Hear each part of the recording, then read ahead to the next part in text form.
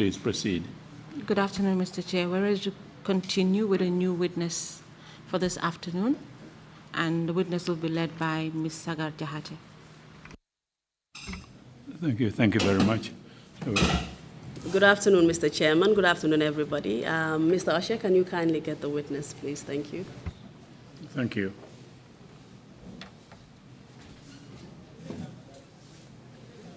Interpreters, please note that the witness wishes to speak in the fuller language.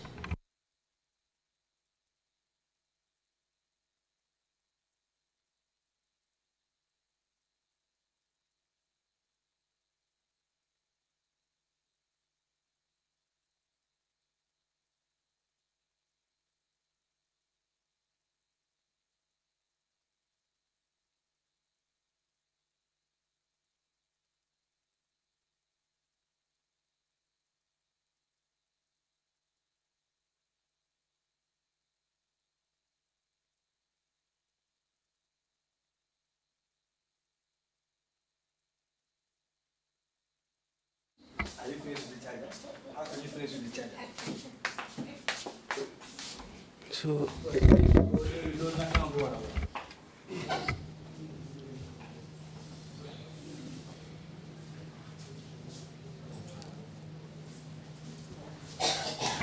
Are you done?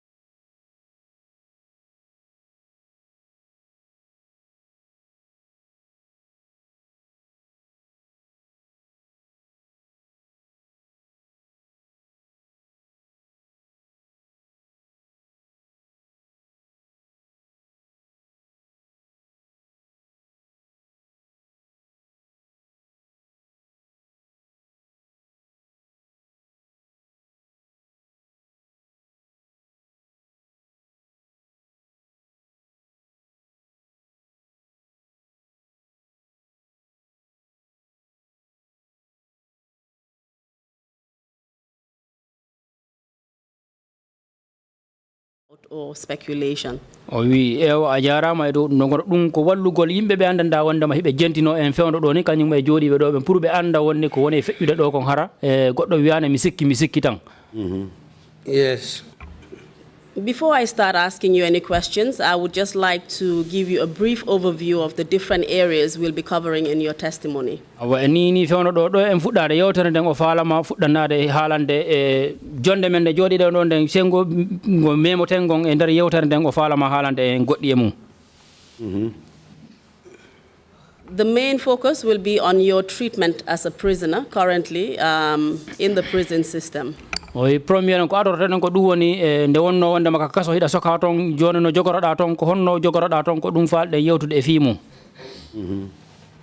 The general prison conditions at Mile 2, Janjang Bure, as well as Joshua prisons where you have been imprisoned. Si feƴƴe ɗum ɗimmum ɗum ko ɗum woni fof kasoji ɗin tati wonɗi ka leydi ɗo ɗen ɗum woni Janjambure Mile 2 kañum e Joshua place ji ɗi andandama wondema ɗin fof a meeɗama sokede e mum ɗum kadi en daaray e ɗin ɗon kasoji fof ko honno to wa'uno. Your role on duty as a mess boy as well as a chief mess boy within the prison system.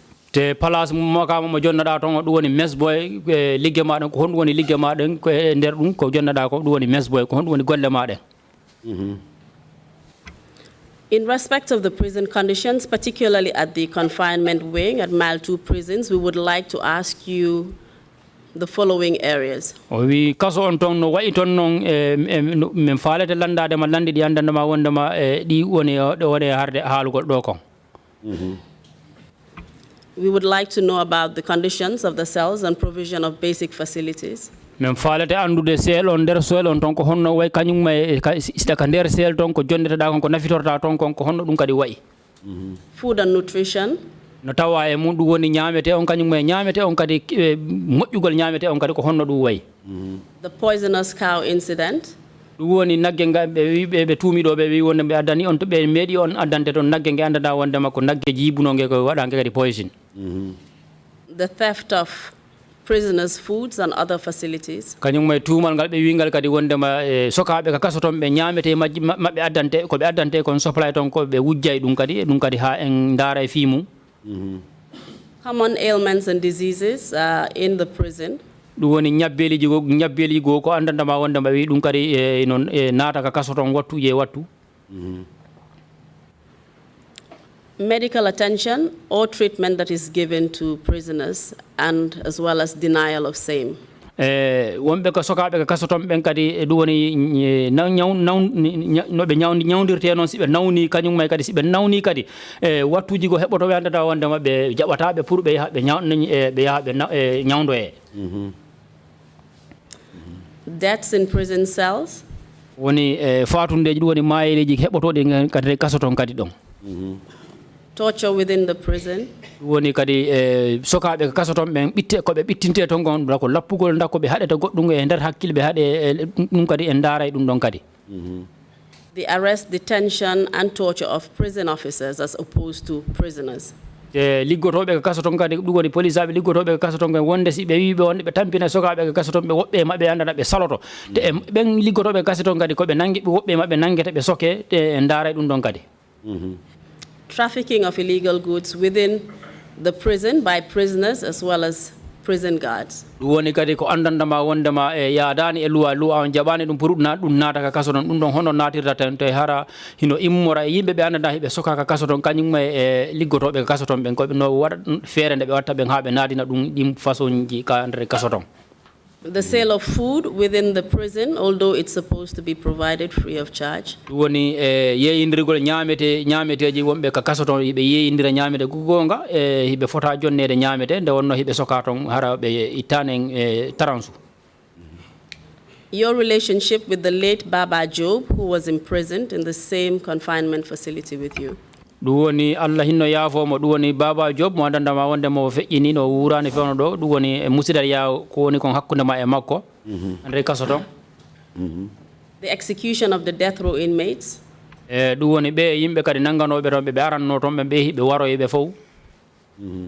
And just a little bit on some of the junglers who were imprisoned with you. woni si feƴƴi noon kadi ɗum woni yimɓe ɓe kafumo weenoɓe jongula so woɓɓe maɓɓe ɓe andana wonde ɓe sogi meeɗama sogide ɓe meeɗama sogitade e ma kante kaso ton kadi.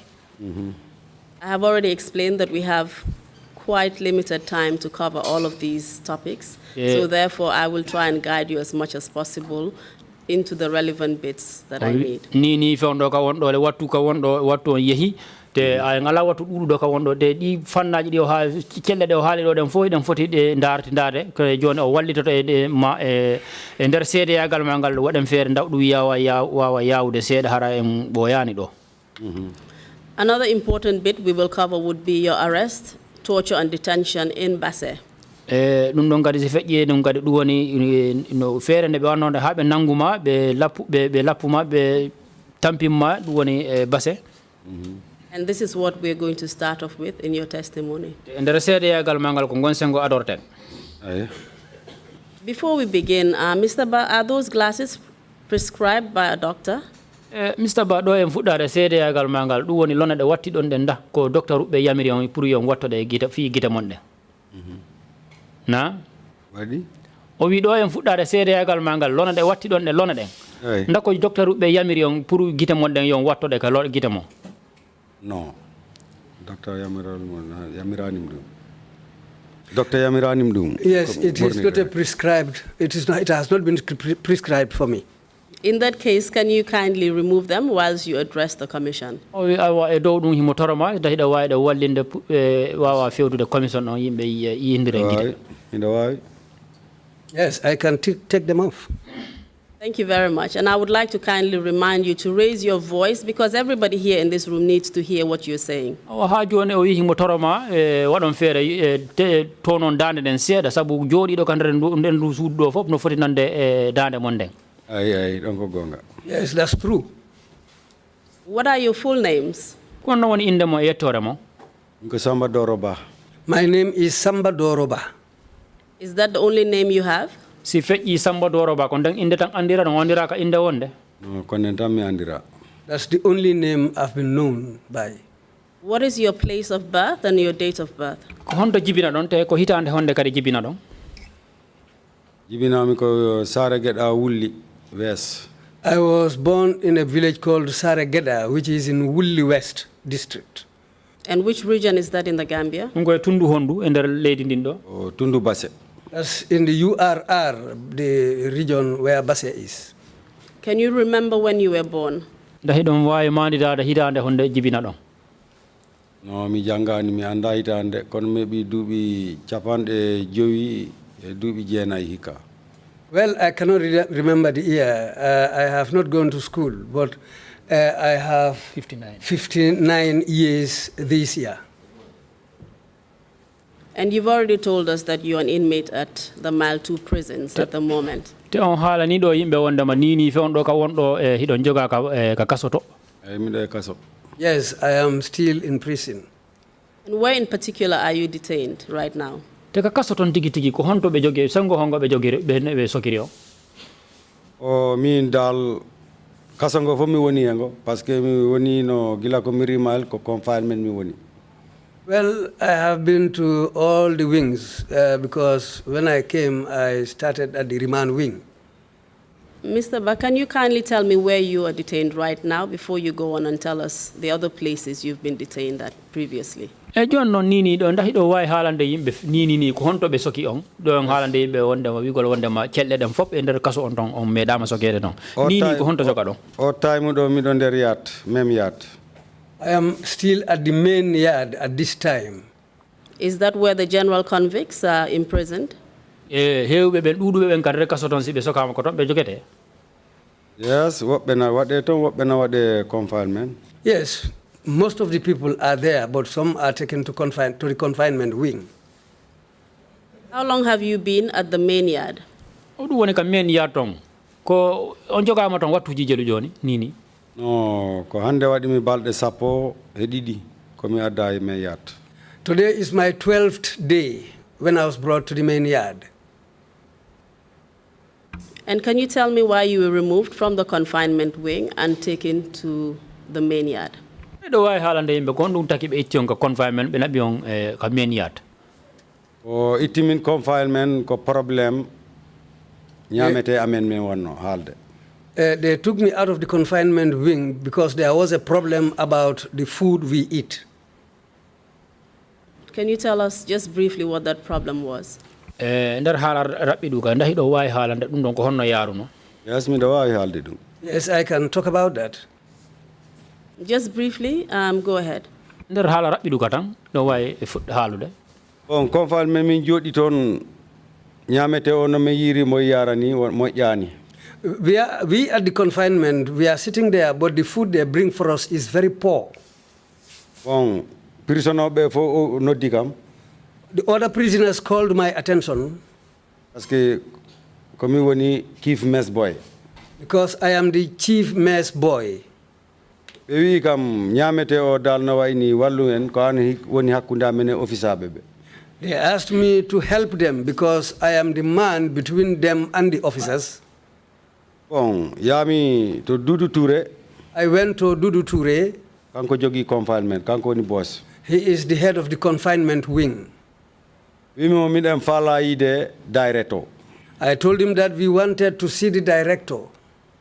O fala o ala en haju dal. It looks like he doesn't mind about what I told him. Bon, prisoner ɓe noon ɓe ɓittini kam. Then the prisoners continuously decided to continue to talk to me. Men immi men yehi to Dudu Touré minen fof. So we all collected together, we went to Dudu Touré, all of us, we went there together. Ngalani Dudu Touré wi director arani. We told him our mission. What he told us was the director will come, the director will come. He went on telling us that the director will come, but we never saw the director. Can you tell us, Mr. Ba, which director he was referring to? Yes, mi ɗo wawi. Yes, I can tell you. On waktu ko Ansumani Mane woni director. At that time, Ansumana Mane was the director. You are referring to this year? Ɗum ko rowani. That was last year. That was in 2019. Duwani rawane hitande tubako be 2019. 19, Yes. And it was after the change of government. Duwani lamu ngo sansi. Lamu chansi. Yes, it was after the change of government in 2000, but it took place in 2019. And can you tell us how this led to you being removed from confinement and taken to the main yard? Ndawi dawi way haalande yimɓe ɗum ko honno heɓorde ɓe ittuma confinement ɓe namma ka main yard. Ko ɓe wi ko minen wonto mawɓe. Yes. Okay, ko minen pusata sukaɓe mbaɗa kata. We, as I am one of the leaders at that wing, so it is we the leaders who incite the younger ones to cause problems for them in the prison. So the authorities regarded your complaint as a problem for them. So they decided to move you all together out of confinement. Awa hino wa ini yeso menga kasoton be wi wondema be kambe ko be tanjini dal ko onon mawɓe ko onon jarɓata suka ɓen pour ɓe memmina fitina ton. Yes. Yes. Okay, thank you very much for providing that information about the food. We will go back to the issue of food, but this was just along the way. Kindly tell us what other prisons you've been imprisoned in. O wiya jarama jonnugol yimɓe on kibaru kono en yaha e fi ñamete on joni hiɗa wonda hiɗa wawi haalande yimɓe si feƴƴi on confinement ka jogonoɗan ko honto sengo hongo kadi ɓe sokuma e kaso ngon ɓe itti kam ɗon direct ɓe naɓi mi Josuwan min e Lamine Dia. They took me from there and they took us to Joshua, myself and Lamine Dia. Apart from Joshua, have you been imprisoned anywhere else? si feƴƴi Josuwan daɓɓe woodi kaɓe sokiri on kadi No, ko feƴƴi Josuwan confinement Josuwan kadi ɓe wonno toon parani sa. Even in Joshua, we were taken to the confinement wing at Joshua, but at that time, that wing was not even ready. Mr. Ba, just kindly answer my questions. You will have an opportunity to say everything that you want to say about the prison conditions in Joshua. I just wanted to know the different prisons you've been imprisoned in, just to lay that foundation before we move forward. O wi ko faala tan jaabo tan no larnorma noon jaaboro noon tan en hewtayi toon gon sengo to wigol wondema ko toon no place on toon no wa uno ko faala tan pour o wallina fondement on pour e haala ma kan hara ko yaara ka e heɓani caɗele. Yes, ko ɓeytimi Josuwan ko ɓe artiri mi direct ɗum woni ɗe balɗe ɗo mi arti yaat. At Mahoto, mile 2. Mile 2 yard. Yes, because of that, again, I'm taken out of Joshua and brought back to mile 2 again. And apart from mile 2 and Joshua, have you been in any other prison? Obviously, fa I Joshua kanyung may mile tunda wodi kaso ngo nganda na on nabirama tonkadi. Oh, min badi makati 5 months. I spent 5 months in the Janjambure prison. And which wing were you detained in there? Janjambure tonko sengo hongo e kaso ngombe nabirio. Yato. The main yard. So you have been to all the prisons in the Gambia, basically? Awa hino wa ini onon kasoji wondi kaledi do dim fo on fera masokede mu. Dakono andidi. E problem goto on foko en mi oda. Yes, I've been to all the prisons in the Gambia, but always the same problem exists in all the prisons. And how long have you been in prison? Nini kawondo gilande masoka don e joni on hebi watu duubi jelo e kaso. Bi duubi sappo e jego. I spent 16 years in prison up to today. And can you tell us what led to you being in prison? Daido way halande yimbe ko honnum sababe habe nabi on kaso be soki on kaso. Yes, mi do andi sababu be halani kam. Yes, I know the reason. They've told me. Kindly tell us what you know. Halande yimbe ko honnum wadi habe soki on. We men murder case ambu robin. I was accused of a murder and armed robbery. And after you were accused, were you convicted and sentenced? Gilande mabbe tagi on tumangal habe pare nda be sokuno. Yes, be take me na pari be soki min. Yes, we were tried and convicted. Can you tell us what your sentence was? Ko duubi jelo be soki on. No, allow work to go death sentence. Ko? It has no limitation. It's for death sentencing. It has no limitation. It's a death sentence. Were you sentenced? Did you have more than one sentence? Apart from your death sentence, were there any other sentences that were imposed on you? Si feƴƴi wigol wonde ma on wona don ha e gurdal mongal nda be sokiri on sengo ko kadi wigol wonde ma ko dum do watton e dum do. Yes. Yes. Can you tell us what they were? On woni dum won don kadi. Maybe robbery no be choki min ko life. As for the robbery case, I have been convicted for life. So you had more than one case in which you had been tried and convicted of? Awa hino wa ini tuumal ngal be tegingol e hoore ma no buri goto. I gonga goto ala hen. Buri goto na tuumal goto be tegi e hoore ma. Wana ko tuumal goto didi be mbadimi. Yes, I was convicted on 2 counts. You've already said that in relation to the murder, in relation to the armed robbery, actually, you were sentenced to life. What about in relation to the murder? What were you sentenced to? On wido wonde ma dum woni robbery on dum woni hippagol neddo e fitina wujjugol kadi e hala hada jogi bagage joran pour hara gagnemo awi dum don ko der gurdal mangal be sokuma joni awi moda on dum woni warugol neddo dum don be sokima ha e dum don ka fota do warede. Yes. Yes, as for the murder case, that one I was sentenced to death. Can you kindly tell us what led to your arrest and detention? Da hidon way halande me ko dum sababi e nangugol don ha be joddina on dula goto. Sababu ko be nangiri me? Ha be joddima dula goto. Yes. Ko be tumi mi ko wadi sababu ha be nangimi? Yes, is these accusations, because of these accusations of murder and robbery, that's why I was arrested. Tell us how you were arrested. Wala yimbe ko honno be nangirma. Yes, mi do ay halde no nangirami fof. Yes, halu. Okay. Mi imi sare amen, sare geda. I left our village, Sare Geda. Ye korosema manda duany. I went to a junction called Crossman Mandaduany. Can you tell us when this was? Nunko honda dum dum wadi. Ko mi yata don ko 2003 mi yehi korosema manda duany. That was in 2003 when I went to Crossman Mandaduany. Please continue. I will interrupt you from time to time, but please feel free just to continue with your testimony. Ina way kondinde hala ma kan kono wattuji go heboto wanda na wanda mo tajita yeso ma pour orlando ma. Okay, ko mi yehi number manda duany. When I went to Mandatwine, 2003. it was in 2003. When 2004. I was there till 2004. Ami darnani ora am galle ami pari. I built my compound there until it was ready. Lumo mango watadon, lumo mango fona daba galleji don. Because that place, they used to have a big weekly market there, locally called Lumo. Minya amna Spain. I have a younger brother in Spain. After building my compound, my younger brother in Spain also asked me to help him so that he can also have a compound there. No problem. I told him that there'll be no problem. I went to the Alcalo's compound. I told the Alcalo,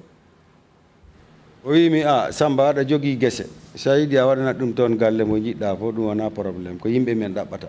He told me, Samba, this village, we are looking for more people to come and settle here. But you have land where you used to cultivate. You have a lot of land. You can help your brother to have part of that. Mr. Ba, did you eventually acquire the land and start the construction? Mr. Ba, kasakitorunda ahebuno palason futida darnu gongol. Yes. Anami futti darnu. Yes, I started building. Kindly tell us what happened after that and what events led to your actual arrest. Joni da way halande be ko honnum sababi gilande ma futida darnu gongol ko honnum ha wondum sababi ha nangugol angol ari. Okay, mi fuɗɗu darnude galle o mi waɗi ɗon ko 1 month so tan miɗen golla. Ko galle ma hore ma an. Galle am no galle miñango. Yes, after galle am mi pari galle am de. I have completed building my own compound, but when I started building my younger brother's compound up to 1 month, Parce que tam mi fi tuufe ko yata e temejoyi tuufere. I had already made about 500 blocks. O ñalande wotere tan polisaɓe.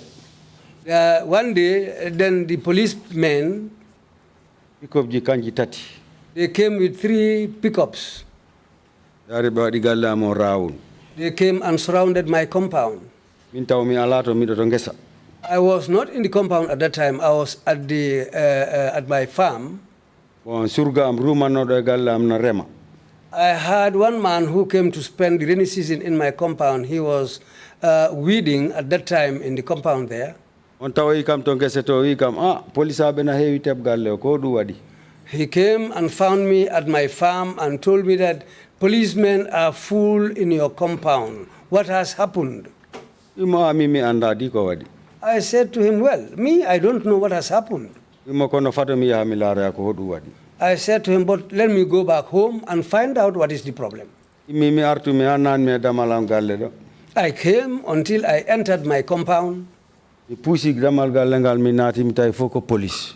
I opened my compound's gate and I went inside and I discovered that my compound was full of policemen. Can you tell us what kind of policemen were at your house? What unit of the police?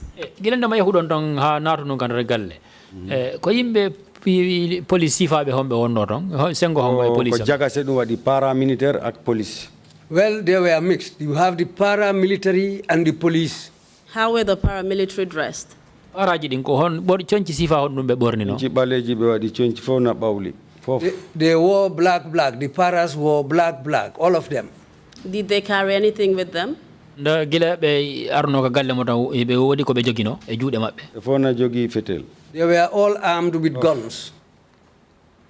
Were they armed with anything else apart from guns? Si feƴƴi fedelji ɗin ndax woodi kadi ko ɓe jogino. Ɓe jogii bottle gas.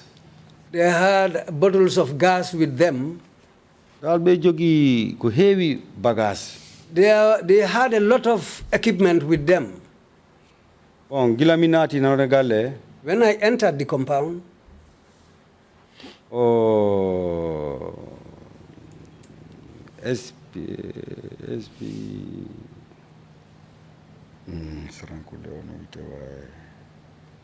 Sako, SP Sako. A man called ASP Sako. He asked me, are you the owner of this compound? Yes, I said, yes, I am the owner of this compound. Samba Doro. He asked me, are you the person called Samba Doro? Yes, komi woni Samba Doro. I said, yes, I am the man called Samba Doro. On time, ku kawma mbendi udidon. On time, Mi do wadi jaga sodal. Sabutabe puddi lapudem. that time they started beating me, so which really made me to become confused. Mr. Ba, can you just tell us who Mr. Saho was? Was he a police officer or a paramilitary officer? Police officer. He's a police officer. Did he appear to be the leader of the group that came to arrest you? Da ema gila yida mo ton no hollima wonde ma kanko wonno yeso kafu on ton. No o halnani on time ko kanko woni mawdo. At that time, I didn't know, and he didn't tell me who was the leader of the group. You said they started to beat you. Can you tell us on whose orders they started beating you? Awi wonde ma kadi yida tan be fuddima lappude. Nda ida wa halande yimbe ko do kongol hongol be yamiro gol hombo be wumma lappirde. O wi tan ko a woni joma galle wi mi yes ko mi woni joma galle. Ko a woni Samba Doro mbi mi yes ko mi woni Samba Doro. Suka wonno do bawa makko mbendi wi muste mbendi. Yes, the moment he asked me, are you the owner of this compound? I said yes. He asked me, are you the man called Samba Doro? I said yes. There was a young man behind me called Mendy. Baginen mako AK-40 mako. He took his AK-47 gun. Baginedo. The knife which they fixed on the gun. O imini monimi yechiti moni rego ai gono ai. When I looked behind me, by that time he had already raised up his hand with that knife. Then he struck me with the knife. Then I asked him, do you want to kill me? For what reason? I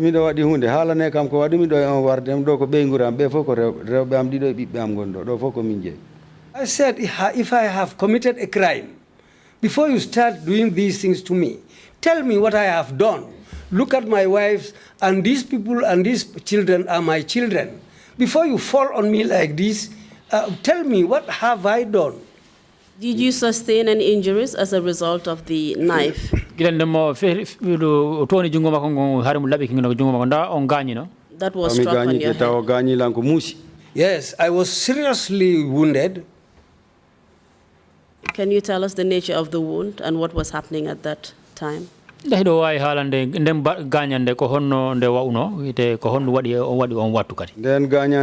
konde musiko fo on wattu non be yani hore ambe habbi mi hatidi.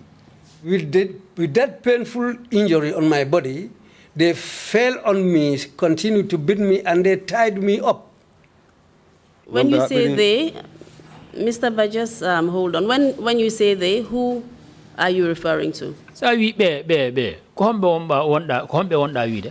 The policemen and the paramilitary, both of them. And were they acting on anyone's orders, or were they just doing things on their own? On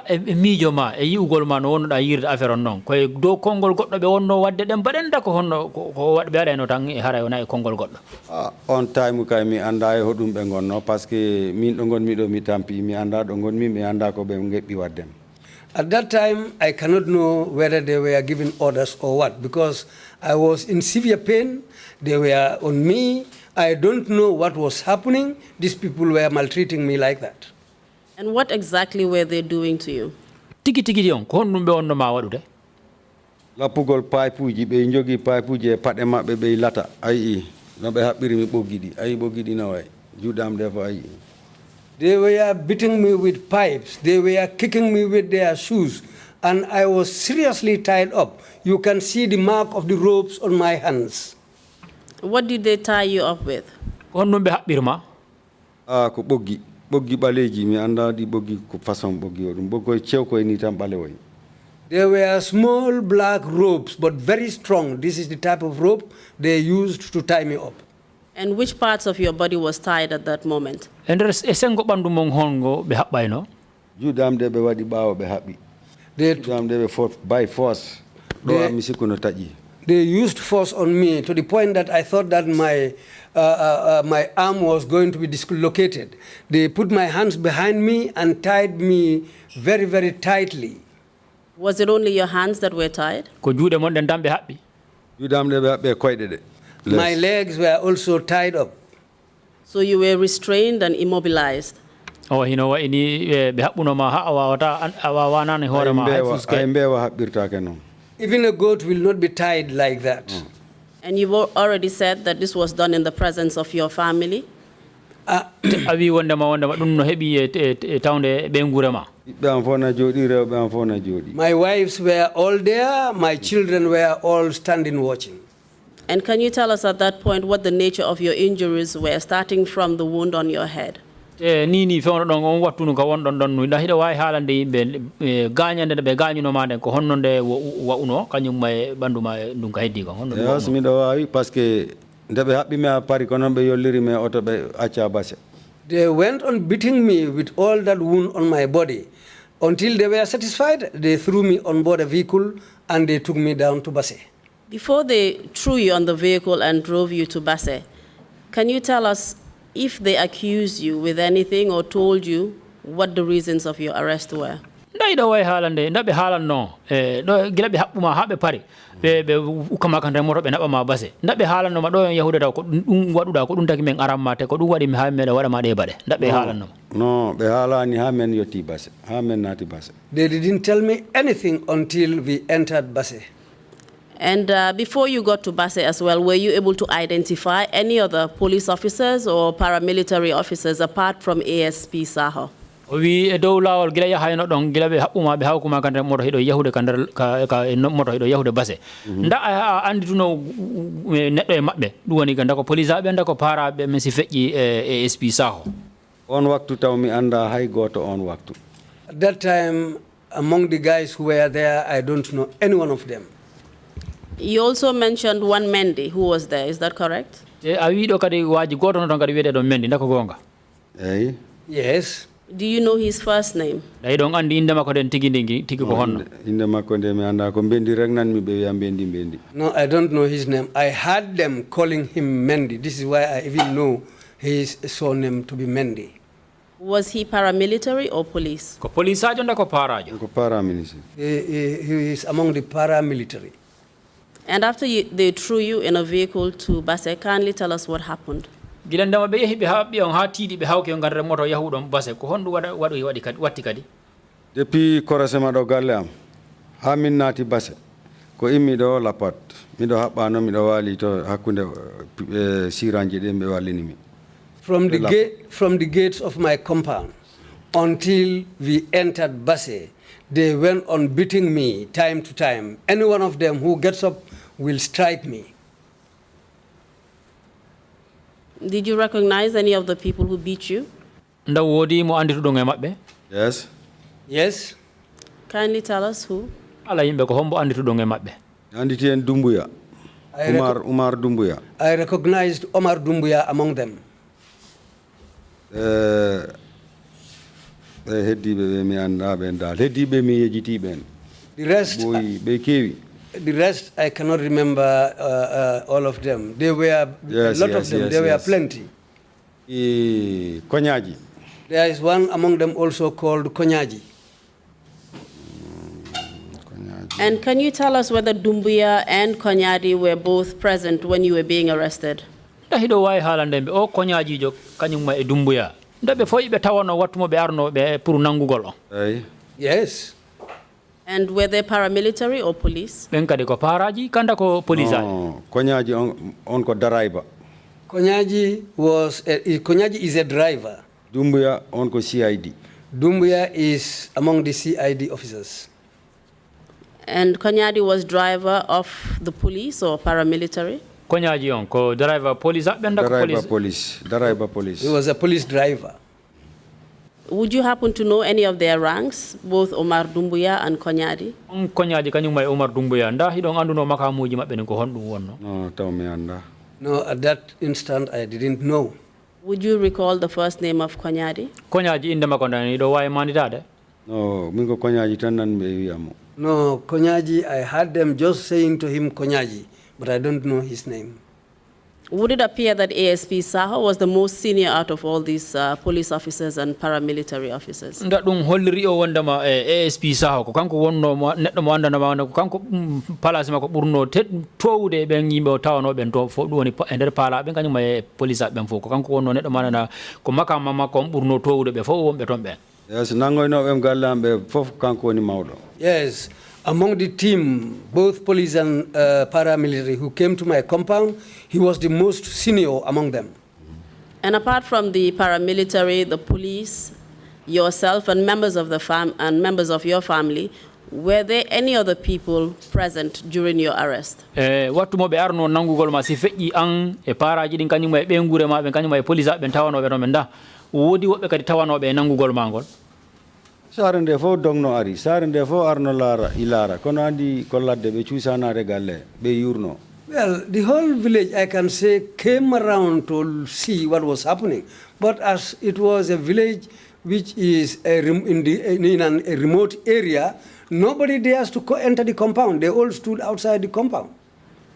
Can you remember how long the beatings went on for before you were put in the truck? Nda hiɗo wawi manditade ɗum woni gila ɓe nangi on hiɓe lappugol on da hiɗo wawi haalude manditade lappugol ngol yeehi ha wattuji jelu ma minitaji jelu. Miɗo maniti balɗe tati miɗo lappe. 3 days miɗo lappe. I can say that the beating that went on for 3 good days. What I meant to ask was how long the beating at your house went on for before you were arrested. O wi ko woni ko landade ɗo eɓe jaggude ma ɓe naɓude ma ka galle ma ka suudu ma lappugol ngol ko ɓe lappuma ton kon ɗum heeɓi wattuji jelu ma minitaji jelu hiɓe lappama ɗo eɓe naɓude ma base.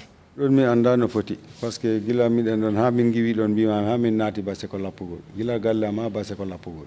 I cannot remember the time span of the beatings, but they beat me until they put me on board the vehicle, and all the way going to Basse, the beatings continued up to the time we entered Basse. And you've already said that those who participated in your beatings during the journey to Basse were Konyadi and Omar Dumbuya. Te a wiɗo wondema e dow lawol fo gilandema ɓe yahayno ɗon kan remmoto yahugol ha base keke sare mo ha base tawaɓe e lappuɓe maɓen ko ɗum woni koñaji kañumma e dumbuya e mbendi dumbuya and mendi koñaji dumbuya mbendi Konyaji, Dumbuya, and Mendi were the people who beat me most. And at that point, were you the only one who was arrested? Was there any other people who were in custody in the car or other cars that had come? On watu nda ko anta woni neɗɗo mo andanama wondema hiɗa nanga kandre moto ton nda woodi wonɓe wondunoɗa toon nda ko anta wonno e jungo on oto komin taw wonno e oto kono goɗɗo na ɓaawo amen e oto on kadi ko nangaɗo. Yes, the vehicle where I was the only one there. But one of the vehicles behind me also had another person who was also under custody. And who was he? Hombo wonno on ɗon moto wonnoɗo ɓaawo mo on nangaɗo. On ko sarankulle wiye Balemme Sohna. The man is a Sarahule man called Balemme Sohna. And can you tell us whether he had anything to do with your arrest? Nda on Balemme Sohna.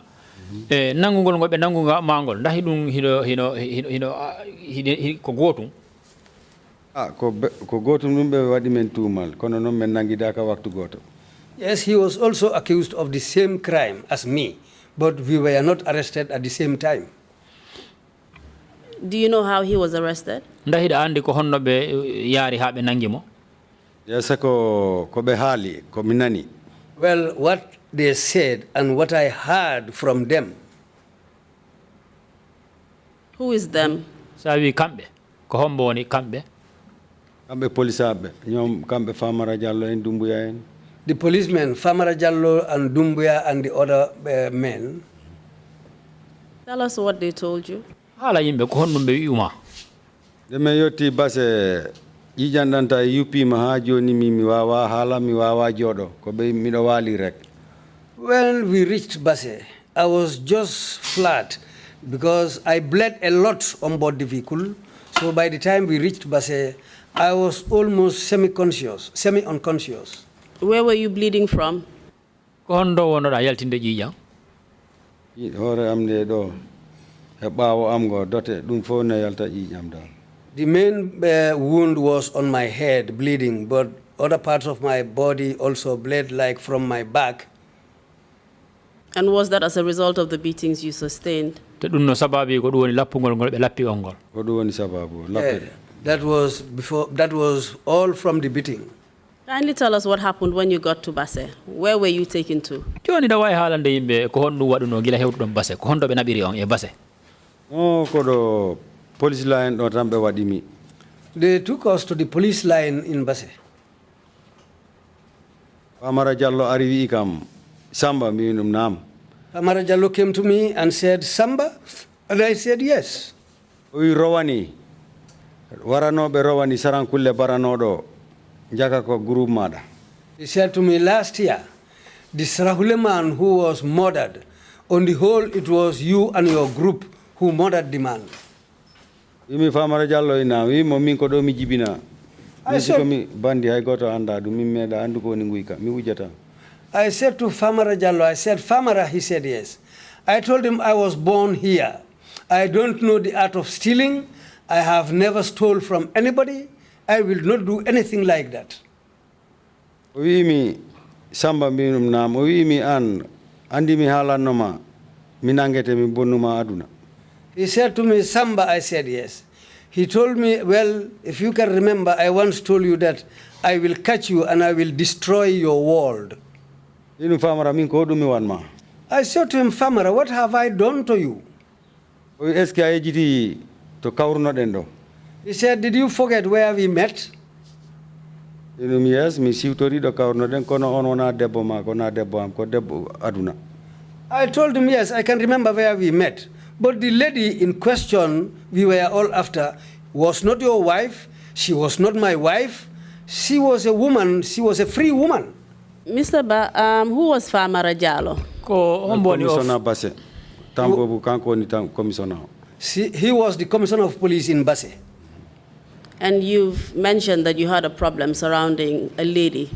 a wiɗo wondema on heɓuno ella seeɗa hakkunde ma e makko te ɗum no sababi ɗum woni debbo. Yes, min kebduno problem seeɗa. Yes, we had a problem. And you're saying that is the reason why he had it in for you. Te a wi wondema ko ɗum sababi wondema ha o wallinanma feere pour no nangirtama. On mone o wondi am tan no mboɗa ɓirami kata. Yes, that was the reason he was still angry with me so that he can just put me in trouble. Mr. Ba, you've already told us that you are being accused of an armed robbery and murder. Is that correct at this stage? A wi wondema yimɓe wondema ɗo wondema dalay sababu ko ɓe tumirma ko ɗum woni ɓe armed robbery kañumma e mooda ɗum woni hippagol neɗɗo e dow e joran e jogol joran kañumma e warugol neɗɗo ndako gonga. Ko ɗum ɓe mbi kono ɓe kollatama bagage am de ɓe nangiranima e tous. That's what they said, and that's what they went on saying. But they have no proof against me. They cannot show anything like anything that they caught with me. And that is the reason you were arrested and brought to the Basse police station. Ko ɗum sababu ha ɓe nanguma ɓe adduma Basse ka police station. Ko ɗum waɗi sababu ɓe addimi ɗon. That was the main reason. Can you tell us what happened when you got there? Yoni ndahiɗa wawi haalande yimɓe gilanɗon ɓe adduma ha ɓe hewtimma Basse ka police station ko honɗum waɗi ton. Gila ɓe addimi ha Basse ɓe yettini kam.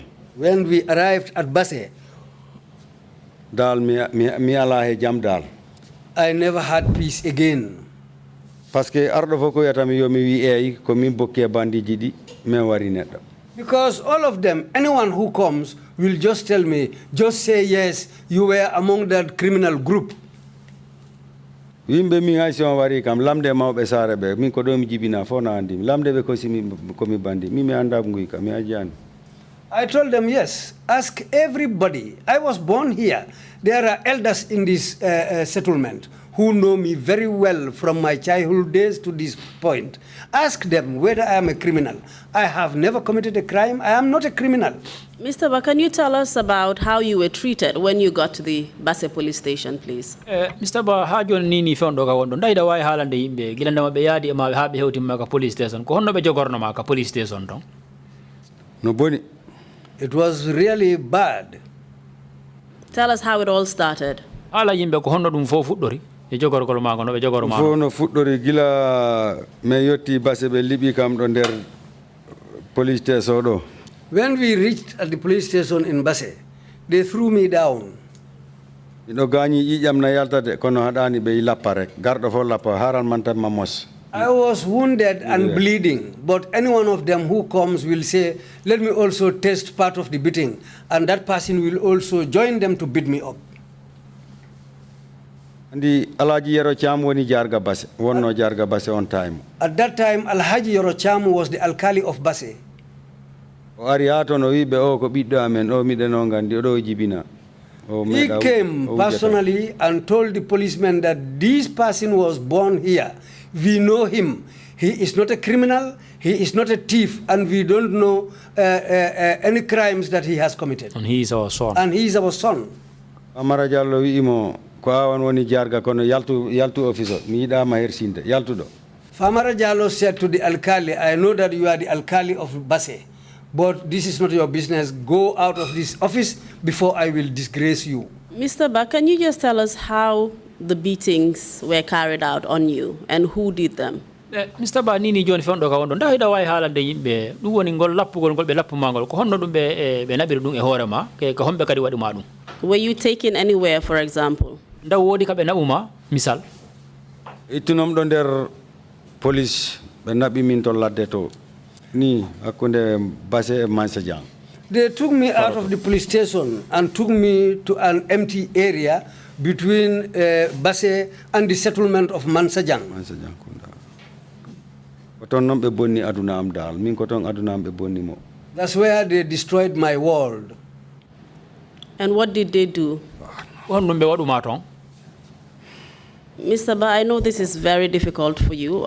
Take your time and just slowly, step by step, explain what happened. This is very important for our investigations, and that is why we have to put you through this. Mr. Ba, ko woni ko wiide do ko dum woni mo andi ngodo sengo si halama hara no musi ha e ma kono e motoroma wada sese pour men ko halta kon fo men fama laba men sabu ngodo sengo hino nafi no hebi nafa e men ha dum woni surtout yimbe amen lijjintino ben nde jonde.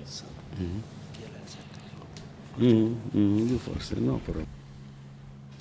Awa halde kontina kala ko be wadi ma hal dum fo. Okay, gila be nabi men to faroto. They took me to the rice fields.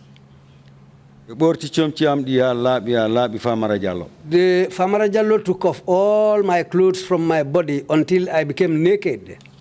Owi Dumbuya okam bogidi. He said to Dumbuya, give me the ropes. Dumbuya addi hamkof owi no wana hamkof ko bogi. Dumbuya brought a handcuff, but he said to Dumbuya, no, I don't want the handcuff. Bring ropes for me. Bon, Dumbuya oki dum bogidi. Dumbuya gave him the ropes. Ontuma ono dimbendi. That was the time he called Mendy. No, ono di konyaji darai babi. He called Konyaji the driver. Kanko Famara Jallo. And he himself, Famara Jallo. Nangi kambe habbiri mi bawo ha gasi. They caught me and tied my hands behind me again. Owi beda immine mo dow. He told them to lift me up. Immini be wadi hore am de leydi e. They took me up and my head was hanging downwards.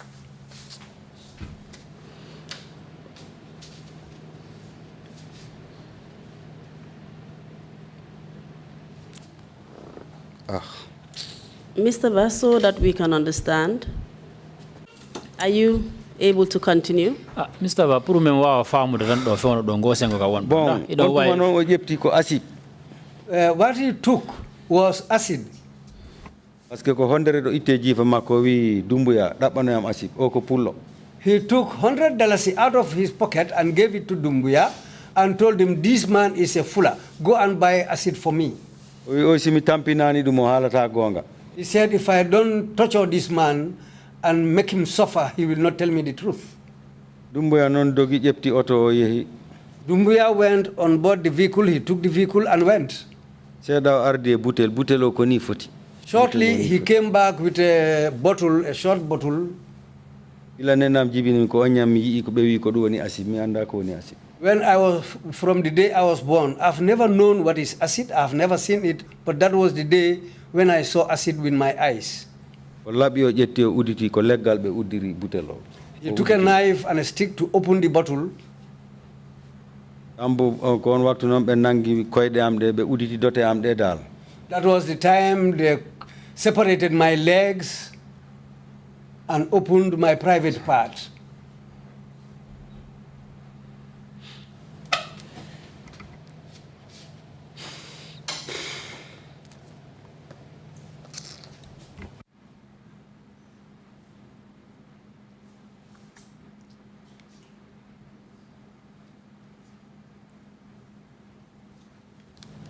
Bon, gila o wadi mi dum. When they did that, O ƴepti butelo dal mo jogi ton goddum wayno jamdi ni wadi lebi. when they opened the bottle, he was having something, a stick-like something. At the top, it looks like it had brushes on it. Ko ɗum on natata e butele ha heɓa ndiyam ɗam. That's what he will put inside the bottle until it's fully wet. O ƴetta ɗum o waɗa e dote am e cat. And he will take that and put it in my backside. On tuma no museki ay ga hore am ga. The pain went all the way to my head. Don mi sikkuno ko neɗɗo jogi laɓi taƴa to nder hore am to. In fact, the pain, I always think that somebody was having a knife and turning this knife in my head. Wa ɗo tan gandumi min ko gimmoyi mi taw miɗo to nder sel basa mi anda waktu mbo min giwi to. Then I became unconscious. The time I woke up, I saw myself inside a cell in Basse. Ko ni mbaddu men maɓɓe. This is what they did to me. Mr. Ba, I'm sorry that I have to take you back, but just so that we can understand fully, you said at this point you were turned upside down. Can you tell us how that was done? Were you hanging from something, or did they physically turn you upside down? Mr. Ba, o winini fewndo ka wondo acci a yafoto mo seeɗa o falama ruttude seeɗa ɓawo a wi wondema ɓe gila ɓe naɓuma ka sera sare ka police ɓe yaltimma ɓe namma ka sera sare to ɓe nanguma ɓe jundituma hoore nden junditi leydi nda koye goɗɗum ɓe yownoma nda ko kamɓe tigi nangunoma e juuɗe maɓɓe ɓe jundituma hoore nde no junditi leydi ɓe yowani maydula ko kamɓe nangimi ɓe wallini hoore nde woni e leydi taw juuɗe no haɓɓi ɓaawo. Well, after they tied up my hands, it is they themselves who lifted me up, turned me upside down. My head was hanging downwards. They were holding me up. My legs were up, and they opened my legs. And you said Farmer Jallo was the one who took the liquid and basically put it on your anus. Is that correct? a wi wondema ko police ajo wiyeteɗo Famara Diallo ko kanko tigi wonno neɗɗo mo andandamano kanko ƴetti o liquid o ƴetti o naatino ɗum e nder ɓanndu ma ndun kanko waɗi fof. It was him who did all that to me. You said Dumbuya was present as well as Konyadi. Who was holding you at that point? a wi Dumbuya no toon kañumma e koñaji ko hombo kadi si feƴƴi ɓeɗo tato ko hombo kadi tawano ɗon ko homɓe wonnoma nanngude ɓeɗa mi anda ɓen sabu ɓe heewi ha ɓurti. The others, I don't know them, but there were a lot of them around who were able to perform this on me. ay ɓe lappuɓen ko andirmi ɓe sah ko nde heɓumi hakkillam arti nanumi ɓe nodda ɓen kaari ko ɗum andirmi ko o ko kaari wiyete o ko kaari wiyete. Even the names I have mentioned here, I had them calling each other. This is how I came to know their names, but they were all strangers to me. Which names are you referring to? ɗum woni inde honde ɗe wonda nde kanko koñaji The man called Konyaji, Mbendi Mendi, Dumbuya Umar Dumbuya. yes ko ɓe hakkillam nangi taw. Yes, these are the people, these are the names I can remember. Just so that we can clarify, tell us who exactly was present apart from Farmer Jallo when this torture was being carried out on you. pour ɗo laaɓa tan ngoɗo sengo laaɓa nda haala yimɓe tigi tigi si feƴƴi Famara Diallo ko kañumma e hombo kadi tawano toon gila ɓe waɗano ɗe baɗe waɗanoma ɗe baɗe e baɗe ko ɓe waɗimi ko fof ko ɓe min mi haalanma ɓe wondi e Famara Diallo ko ɓe watta ko kamɓe e Famara Diallo. The names I mentioned here were the very people who were standing present physically when they were doing all these things to me. And the names that you mentioned were Mendi, Dumbuya, Konyadi, and Famara Jallo. Is that correct? inde ɗe haalɗa ɗo ni Mendi Dumbuya koñaji kañumma e Famara Diallo ndako noon ko ɓe mi manditi hen. Yes, these are the people I can remember. And can you describe Dumbuya to us? o Dumbuyajo ndahi ɗo wawi jonnude ma yimɓe misal ko neɗɗo si façon honɗum ko honɗo o wayi ko jolni danejo. He is a tall man and fair in complexion. And you already told us that he was a CID officer at the Basse police station. Is that correct? te awi wimbe wonde ma on jamanu no hari ko CID o wonno ka Basse ka police station ton Kanko wi kam ko CID o naɓi kam ha office makko kadi. Yes, he's the man who said he's from the CID unit, and he took me all the way into his office. And Konyadi was the driver, the police driver that drove you from your hometown in Kosema to Basse. Konyaji ko kanko wonno neddo madana ko driver wonno kanko wonma dogini moto ngenda maka galle ma ha ka bali Basse ka police Kala do be yata Konyaji doginta kanko on driver mabbe. Kunyaji was their driver. Everywhere, anywhere that they went to, they were driven by Kunyaji. And of course, Famara Jallo was the OC. He was the head of the police in Basse at the time. te Famara Jallo ko kanko wonno OC ko kanko wonno yeso police be on jamanu e Basse police station. Yes. Yes. You've already told us that the pain you felt after this acid was inflicted on you. Can you tell us whether there were any other effects of this acid being poured on your private parts? awi wonde ma gilande be jetti o acid ha be wadi munati ni mo be wadi bandu mandu nda ida way halande be gila be wadi o acid e der bandu mandu nda dum hebi e cadele ko dum na e okuma e der e bandu mandu Okki kam cadele kewde sabu mido sikki gore am koko boni. Well, this brought a lot of pain and troubles for me. In fact, I think even that was the reason why I cannot function anymore as a man. You only mentioned that the acid was actually put on your anus. Was it put on any other part of your genitals? e awi ko wiida do yimbe kon ko du wiida acid on e kande rotere ma tan be wadi dum nda be wanno dum gade e acid on gade e yeso ma Yeso am go dal ko be wadi ga dote ga ko dum andi ko ndiyam dogi ari nangi tubamba. Yes, as you know, the acid is liquid. So when they put it in my anus, it rolled down to my private part, and I think that's what affected me. And what happened to your private parts? Apart from the pain, what happened to them after this acid was put on it? o acid gila be ha be way be bimo e bawo ma ha dum hewto yeso ma ton kon dum tampere on dum wanno e bandu ma dum Tampere maunde wadina, tampere maunde. I suffered greatly, immensely. And when you looked at your private parts, what did you see? si andarte diga yehi andarte diga yeso ma kon dum yiyata Ayat batte ko gañino ko ayay batte mudum ko gañi ko. If you look at it, you will see the signs and marks it caused on my body. Mark. And I'm asking you what you saw at that particular time. What happened to it? What was the sight like? koy on wattu on jamanu on tigi tigi wattu mo be wanno ma dum yeso ma ko hondu yiyayno da o wattu on tigi tigi o He muse kitam mi yanno. Mi wala wullu mi nyalla wullude. Ko Allah e Baba Job sa walli mi seda. Well, I used to cry the whole day and night because of the pain. It was Baba Job who was able to assist me. Can you tell us any other effects of the acid on your body? Was your skin intact, for example? si feƴƴi ɗum ɗon daway haala nda ɗum heɓu jonnunoma caɗele goo kadi nda ɓanndu ma ɗum tigi ɗum ɗon kadi sansanoki Ɗum okkunom caɗele. Imi okki caɗele ha joni sami sellani. Ha joni waɗata time affaire am waɗa puƴe ɗe fusa ɗe wona ƴiƴam na yalta ha joni. This problem is still ongoing because up to this present day, sometimes you will see some boils will form on my body, and time to time these boils will burst and blood will come out of them. That's still happening to me.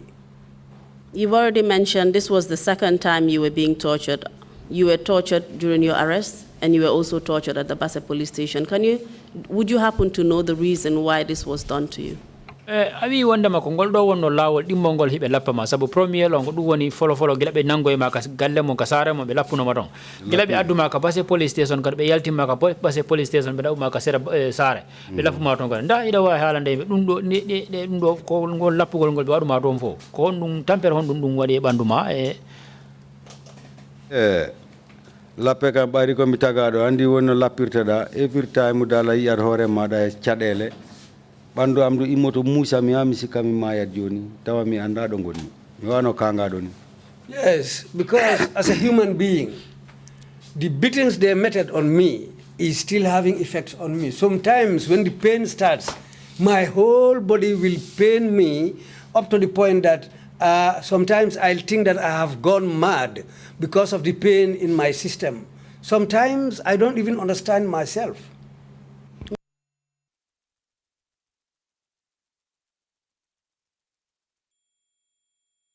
Sababi haben nanguma be lapuma. Bewi ko amburo bin men wadi encore me hebi moda kes ko dum bewi min non mi anda. They accused me of murder and armed robbery, which I don't know about. And why were you being beaten after you were accused of robbery, armed robbery and murder? Yone ko hondun dalilu gi sababu hondun wadi be lapuma genda be tuma be wondama ko armed robbery kanyum me moda wadda ko wadi be lapuma way do dum. Me personally, that is a puzzle to me. I still don't know the reason for that.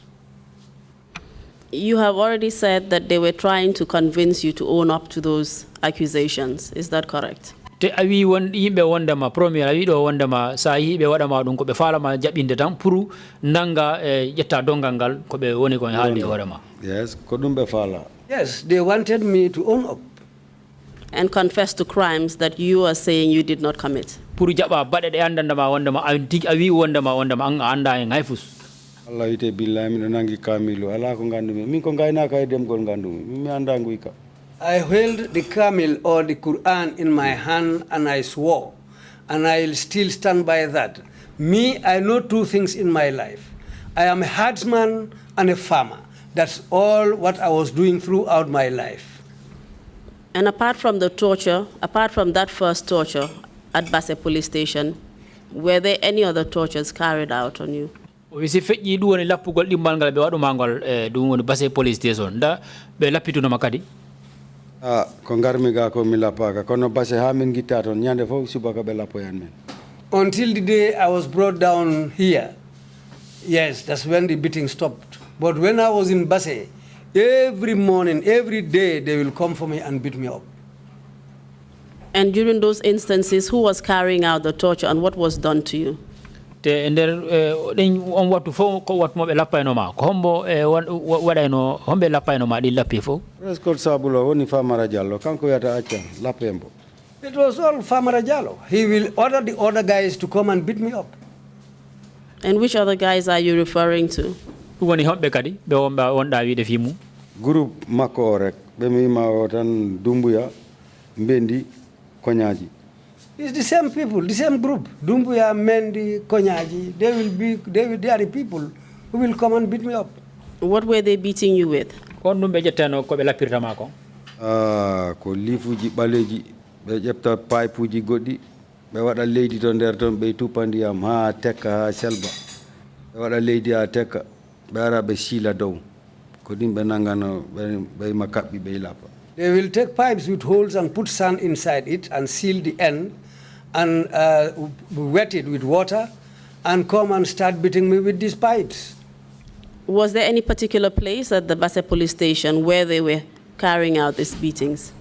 Owi nder Basse ka police station don da palasin no ton ka andana ma wonde ma ko ton be wo ma be woy wadde di lappi lappugol. Nder police station sa nati bawo mumni. If you go into the police station at Basse and go out of the building or behind the station, they don't ban no legal. There was a legal no be asingay katambe jepti legal mangal yorngal be wadi don. They dug holes there and placed big sticks inside these holes, and these sticks that they placed there were the sticks were the trees where they'll take me up and put me there and start beating me up. Sibengati kama don ko be ni be wata judam de be wada ga bogol mi filo le gangal by force.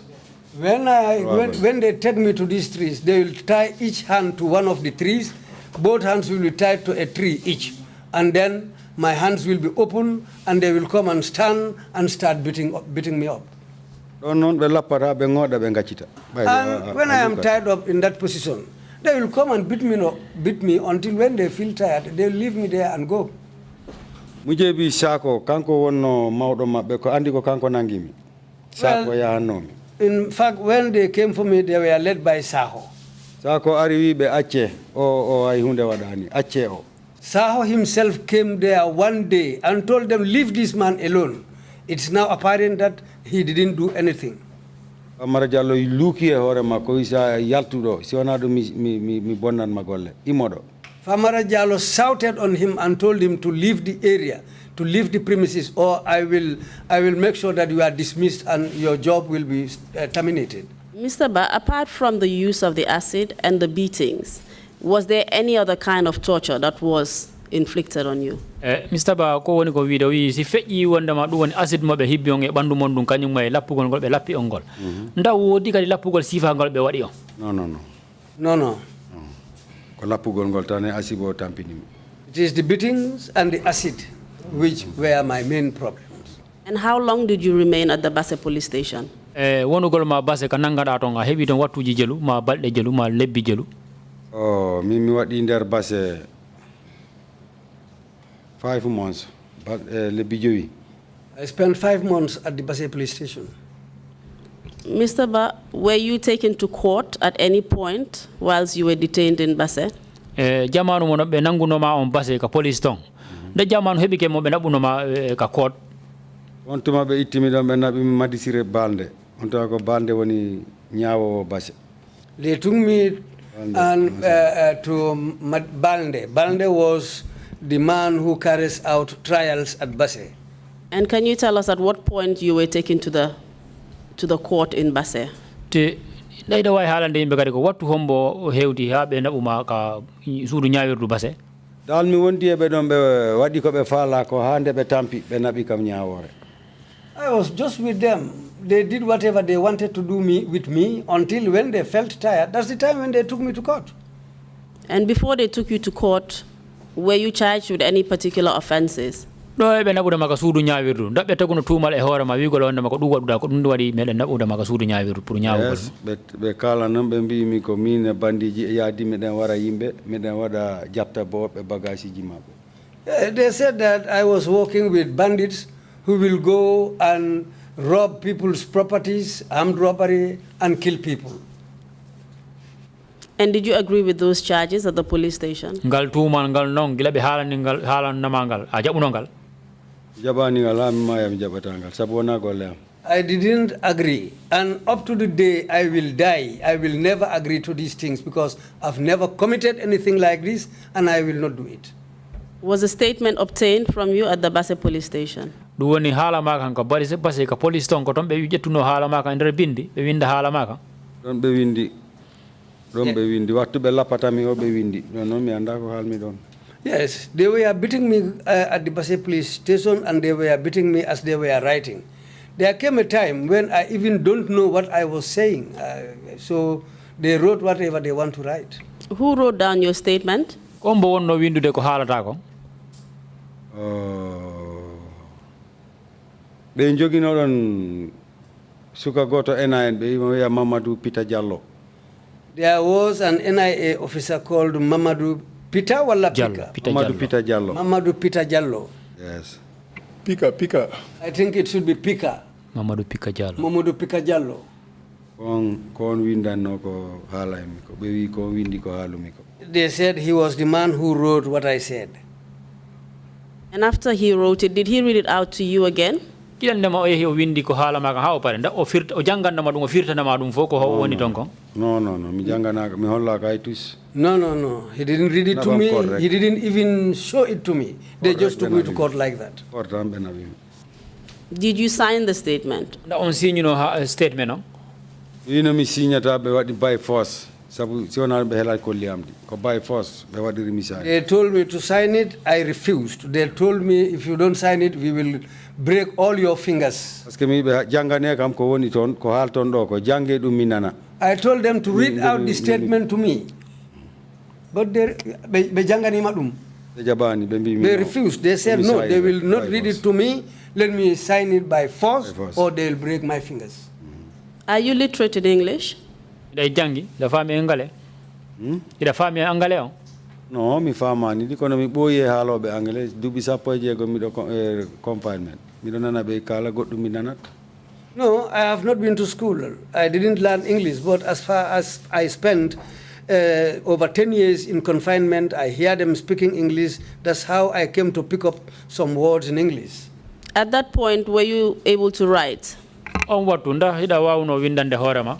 No, mi wawa. No, I cannot write. Did you sign, or was your thumbprints taken? Siñu no nda ko be ko tampe ma kolluma ko be jetti be tampi kaydi nda ka siñu no. Ɓe signinilam forcé ɓe waɗi kolliyan ɗi bo forcé kaydi. They made me sign it by force, and they took my thumbprint also.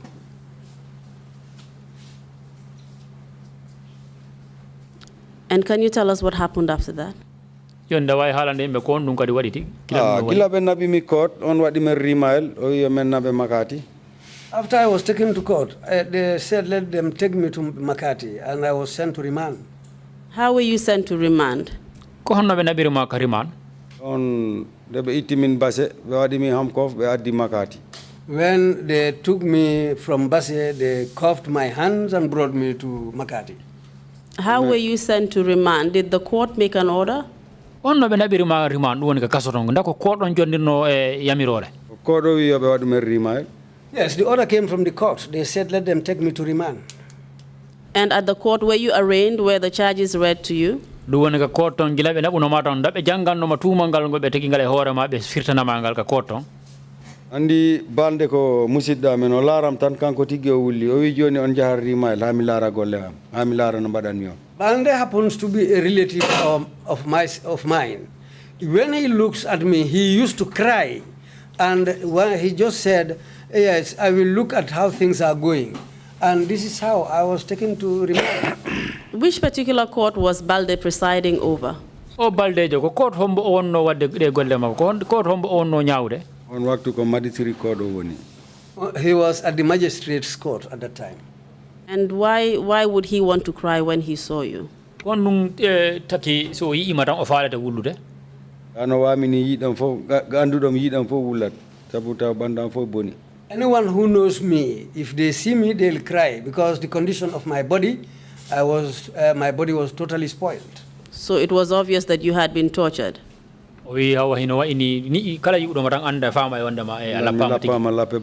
Yes, anyone who sees me will know that I was severely tortured, I was severely beaten. And did the magistrate say anything or do anything about that? Magistrate on gila yi uno manda o wodi ko haali e munda o wanno hen goddum kadi. O wi mi miɗo yiɗi hal kono mi suusa hal si mi halan min golle am bonat encore miɗo ɓe mi wawi bonnude min kadi. He said he wanted to say something, but if he says it, his job will be terminated. He is afraid for he himself of what the consequences if he says something. Is that what he said to you? Dako dungo halam ma antigiri.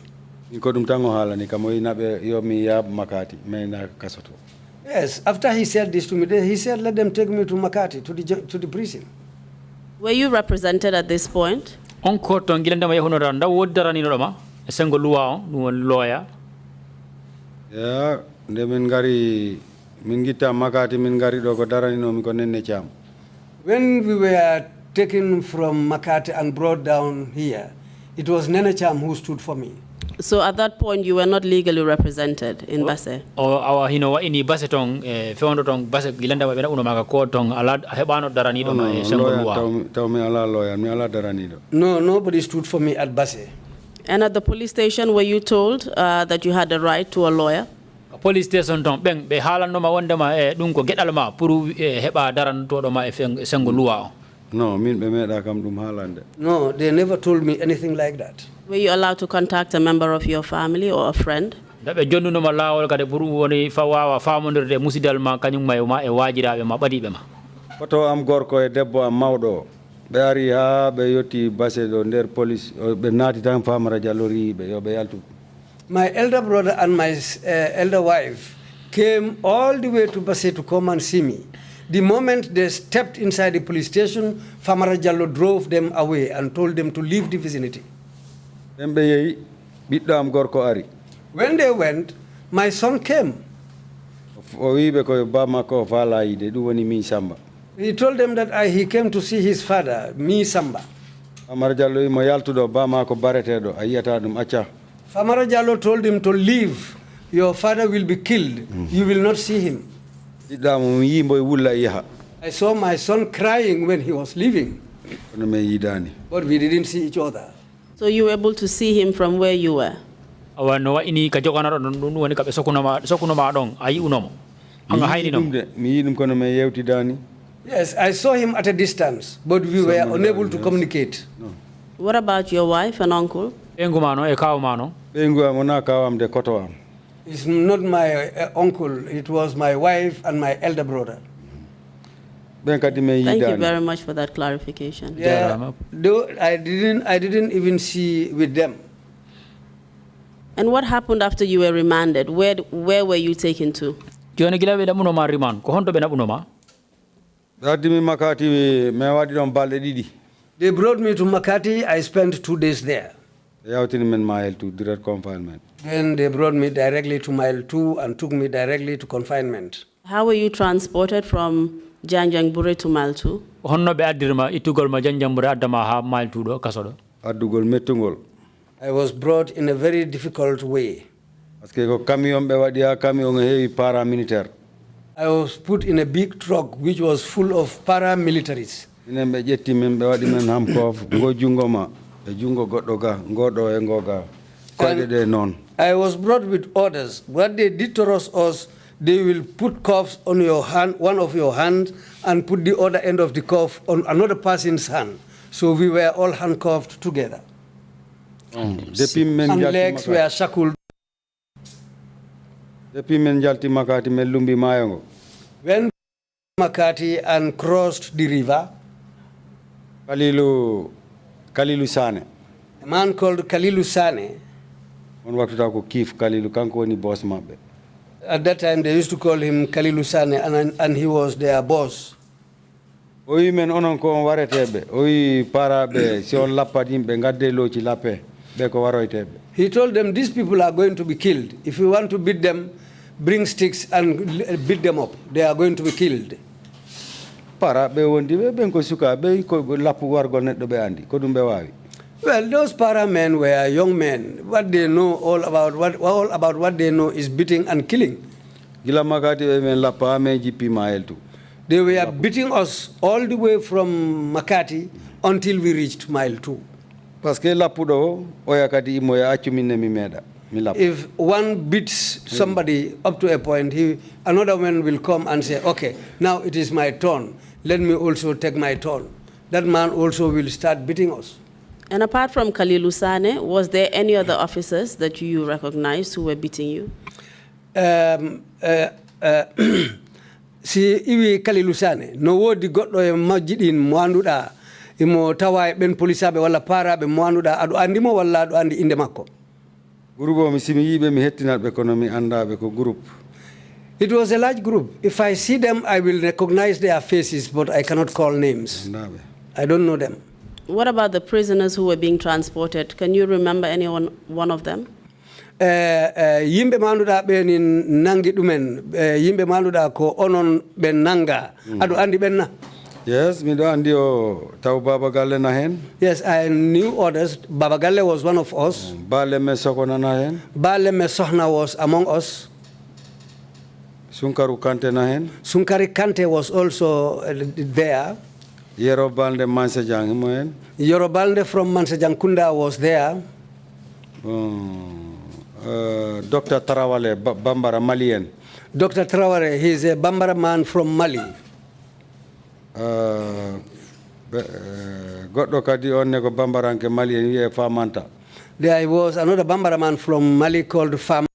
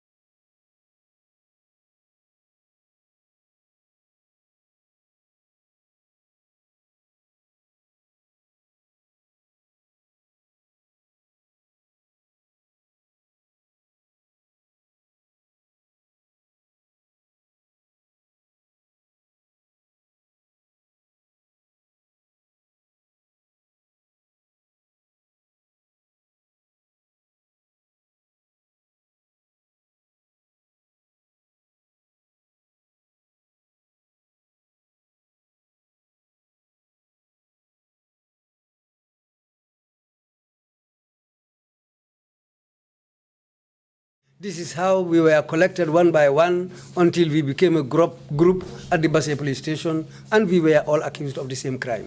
You've mentioned one Baba Gale. Can you tell us his surname? haali ɗo wiyeteɗo Baba Galle dayda wawi haalande yimɓe yettore makko ko honno. Baba Galle. Yes, Baba Galle's surname is Jallo. Can you tell us which Baba Gale Jallo you're referring to? Baba Galle Jallo hombo wonɗa wiide ɗo? Baba Galle Jallo min ko gandumi ɗum. Hombo Baba Galle Jallojo hombo. Baba Galle Jallo wi ko. He said he comes from Brikama. Is he the person that was testifying this morning? Ndak bimbiɗo ko kanko joɗino ka joɗinoɗa ɗon kanko wonno joɗude seedeyagal makko ka bimbiɗo. Yes, he's the same man. You have explained about your torture at Basse. Can you tell us whether any one of these people had been tortured at Basse? haali ɗo sengo ma ɗum woni Basse to gila ɓe nanggunoma lappugol ngol ɓe lappuma ton ngol ɗon ɓe yimɓe ɗo ɓe haalɗa ɗo ɓen kadi nda kam hayda wawi haalde ɗon ɗon kadi nda ɓen kamɓe kadi ɓe lappano ton. Minen groupe ko wadi jiiɗon min sa ko Allah walli min kono minen alambo lappa ka wi amayi ɓe fof ko lappa wi amayi. Well, it was just by God's grace or Allah's grace that we are living today. All members of this group that I mentioned were all beaten severely. They were all severely beaten and maltreated. Can you tell us examples of what kind of injuries they sustained? Wawi jonnude yimɓe misal ko gila ɓe lappa kamɓe ko caɗele honɗum musu ɓandu honɗum sifa ɓe heeɓi. No horende. Baba Galle's head was split open. Sunkaru Kante juuɗe ɗe ɗiɗi fof ɓe helnoɗe. Sunkar Kante's hands were broken. Both hands were broken. He is of late. He has passed away. Muhammadu Famanta. Muhammadu Famanta. Lapunon koyngal makko ngal ga. They beat him to the point of his leg. Ngal ƴiyal ɗo iwno fes. This bone was completely dislocated. Ma o yara beke. When going, he will go on limping. Oh, goto on iton ko Malien. One Bambara man was there from Mali. On ko ñiije ɗe fof ɓe ittunoɗe. All his teeth were broken. Famara Diallo ƴeftata pensi nanna hunu ko foɗa ñiije ɗe wiya yo wi ko kanko wari neɗɗo. Famara Diallo will take a hold of somebody's tooth out life. Well, we suffered immensely. Reason why these serious injuries were inflicted on them?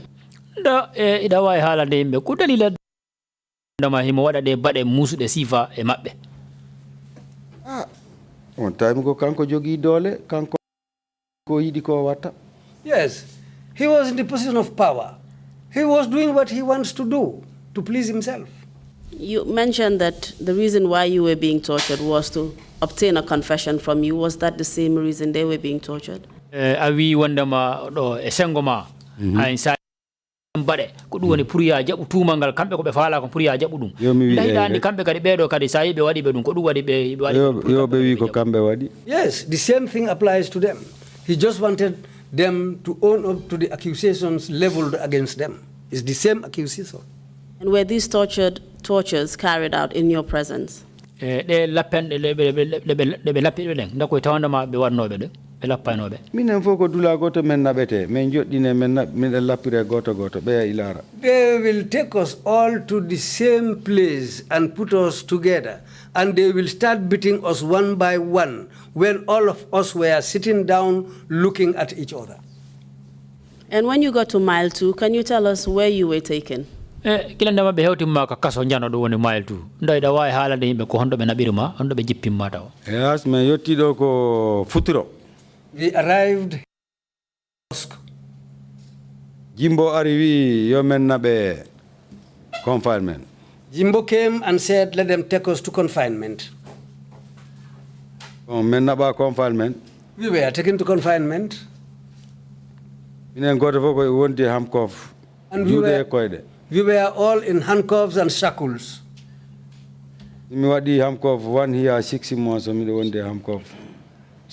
I spent 1 year 6 months in handcuffs. Seal. And under seal. And you've already mentioned Jumbo. Can you tell us his first name? haaliɗo inde Jimbo nda hiɗa wawi haalande yimɓe inde makko formel nden ko honno wiyete? Lamini Sow. His real name is Lamin Sow. And was he a prison officer? Ko liggotoɗo ko kaso ton? Yes, o waktu ɗo ni kanko woni operation. Yes, at this present moment, he is the operations officer. And we've already received testimony from Baba Galejalo, who testified this morning about how you were inspected when you came to Mile 2. Can you confirm if anything was done to you by Lamin Sow? Ni hande bimbi ɗo ni min jentinike seedeyagal Baba Galle Diallo ngal nda ida wawi gongindinde ko haali ɗo kon gila ɓe hewtinde ngo kaso ton ɗum woni Mile 2 nda ko haali ɗo kon nda ida wawi gongindinde ko sifa ɗen baɗe ɓe waɗno on ɗum ɗon ko ɗum woni ɗum? Baɗe bonɗe ɓe mbaɗi men Mile 2. They did very bad things to us at Mile 2. Parce que gila min ngari ɗon min ngala jam miɗen mbaɗa sil tan sil. When we arrived there, we had no peace. We continuously were under seal. Ala time hamkof koye juuɗe amen woni hay si aɗa looto si ɓe ittiɗo koyɗe ɗe ɓe ittata ko a huppoto ndiyam rek acca. Even when you are taking birth, they will remove the handcuffs for you to take birth, but the shackles will remain on the legs. Can you identify Lamin Sow if you see him? Lamin Sow nda ida e jama si a yiimo? Lamini Sow, yes. Ko kanko jogimi duuɓi sappo e jeego e juuɗe makko mi woni. Yes, he is responsible for us. 16 years we were under his custody. Do you know his position at Mile 2? Nini ko fewndo ka wondo nda ida andi ko woni makama makko ka kaso ton? Yes, kanko woni operation. Yes, he is the man responsible for operations. He's the director of operations. Woni kanko yeso operation woni yeso jonka operation officer. Yes, yona director ko kanko. Yes, if the director is not there, And are you saying that he's directly responsible for all those prisoners under the confinement wing? Oyi joni ni da wawi wonde wiide wondema ɓe wonɓe confinement ton fof sokaɓe ton ɓen fof koye juror makko ɓe woni? Ko fof wona woɓɓe ko fof. it's not some, it is every person at confinement. Gambia kaso Gambia fof ko kanko woni yeeso operation kanko woni mawɗo. The whole prison system in the Gambia, he is now the head of operations unit. He's the director of operations. Will there be anything that can go on at the confinement that he will not be aware of? When confinement on no wodi ko wawata wonde ton hara ko andanda wondem o famani ma o tinani fimo? No, Jimbo kala ko waɗi kam e nder kaso e woni confinement woni même yaat o tinat o andat. Yes, Jimbo is aware of everything that goes on at the confinement and at the main yard. He is the man responsible. He knows everything. And when you say confinement, are you referring to the security wing of Mile 2 prisons? So we confinement. Da ɗum ko security when Mile 2 kaso do. Ko woni security wing no. Confinement woni security wing. If you hear confinement, that's where they call the security wing. Mr. Ba, are you okay? You look tired. Are you fine? Mr. Ba, ni ka wondo ndai da way fejjude hala maka no way ni don tampi seda. Ndai da way continue hala maka. No, I continue, no problem. Continue. Yes, I can continue, no problem. Why don't you take a sip of some water? No, no problem. Yeah, there's water here, there's no problem. You've already mentioned that you were handcuffed in confinement for a period of about 1.5 years. Is that correct? Awido wonda magilanda maɓe naɓuno ma confinement woni security wing juuɗe maɗen fof cenano ko yata hitande e ko fawi mum hitande feccere lebbi sappo hitande lebbi jeego. Yes, I was in cuffs for 1 year 6 months. Was that normal for prisoners in confinement? nda ɗum hino dagi ɗum woni neɗɗo sokaɗo pour waɗire noon ɗum ko dagi. Heddima juuɗe maɓɓe par ce que min komi prisonnier tan kamɓe jogii mi waɗa ko faala. Yes, I'm just a prisoner. Whatever they decide, that's what they'll do. I'm just a prisoner. It's left to them. But was it normal or not? Did you see other prisoners being handcuffed in such long periods as you were? Mijo ma e yigol ma nda ɗum kon hino dagi pour waɗugol noon neɗɗo sabu woɓɓe ɓe wonduɗa toon ɓe nda ɓen ɗon kadi hino waɗirano. Wona min tan waɗa ɗum hay si dagaki ne andi on time wona ko dagiɓe paala taw ko doole ɓe usata. Yes, I was not the only man that this was meted on. But they will do whatever they want to do with people. This is what they were doing. You also mentioned that you were under seal. Can you explain what that means? wi ɗo kadi wondema jamanu hewtino wondema wattu mo andandema wondema ɓe meeɗima wadde seal nda wawi ɗum firtande yimɓe ɗum ko honɗum woni wigol ɓe waɗnoma seal woni wargol seal ɓe nannuma e sel an a yaltata ko nder sel tan gonɗa kemba pon ma fof ma ko toon watta si ya weeti ɓe ara ɓe uɗitama laawol gotol yalta hibba kemba pon ma acca arta back leloɗa nata e sele ɓe waɗa handcuff acca. Seal means you will be handcuffed and you will be in the cell throughout. Only in the morning they will come and open the door of the cell. You go and empty your kemba pot and clean it. You come back into the cell after cleaning the kemba pot, and they will lock you up again. And how is that mode of confinement different from the other prisoners in detention at confinement?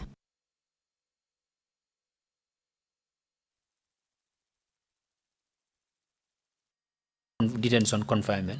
Aya comme sertiri ɓeeɗa subaka ɓe uditte ɓe yiilo ha 5 ta ɓe nder toon kono ɓe yiilo haaju maɓɓe fof ɓe golla. The difference is that we are permanently locked up, but as for the others, they will open the doors in the morning. They will go around and stroll around in the camp until around 5 o'clock, when they will go back again into their cells. But that's not the reason. That's not what happens to us.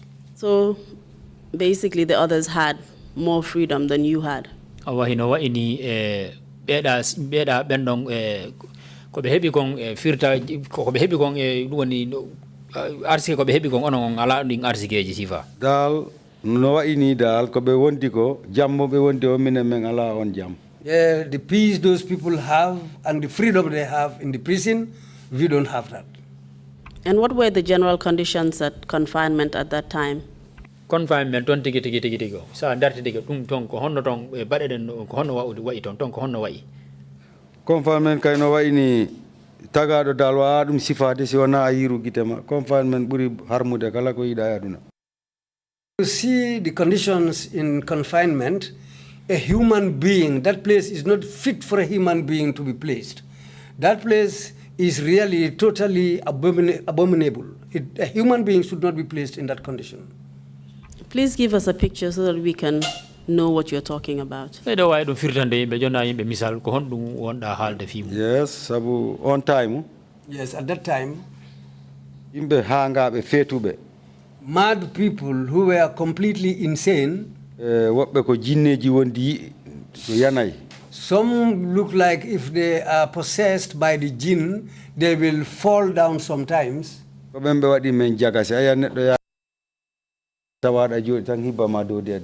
Yes, people. Somebody will just come and pick up a kemba pot and find you sitting down and pour the whole thing on your head. There's nothing you can do about it. If you want to say something, the officers will just come and tell you, you are all prisoners here. Just go away. This is what's happening there. And apart from your experience as a prisoner, I mean, because you've been so long in Mile 2, you became a mess boy and later became chief mess boy. Can you tell us your duties? Oui, boyugol mangol boyuda tong kasotong dum sababi habe o jonnuma be wima mess boy ha dum veji be wima chief mess boy dum woni mess boy jo mawdo ay halande yimbe commission do sa wi'ama chief mess boy en no tawa e golle maaro dum woni hon dum. Yes, mi do way andi mi boyi ton. Yes, I spent a long time there. Bon, kadi si yimbe waddi ni hare ni be haba. And if two people have a problem and even if they fight, come and separate them and try to mediate between them. The man who is wronged, I'll explain to him. And the other man who is the offender, I will also tell him that you have offended him.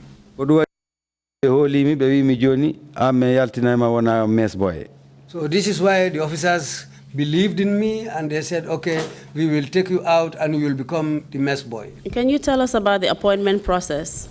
Ndayda way halande yimbe ko hono neddo subirte ha o wona mess boy. Who selects you? onno hombo suɓata kombo ƴettata hombo suɓata yimɓe wonno waɗɗa ha ɓe suuɓi yeah min ko Alaji Job yaltini mi mess boy. Me, it was Alaji Job who took me as a mess boy.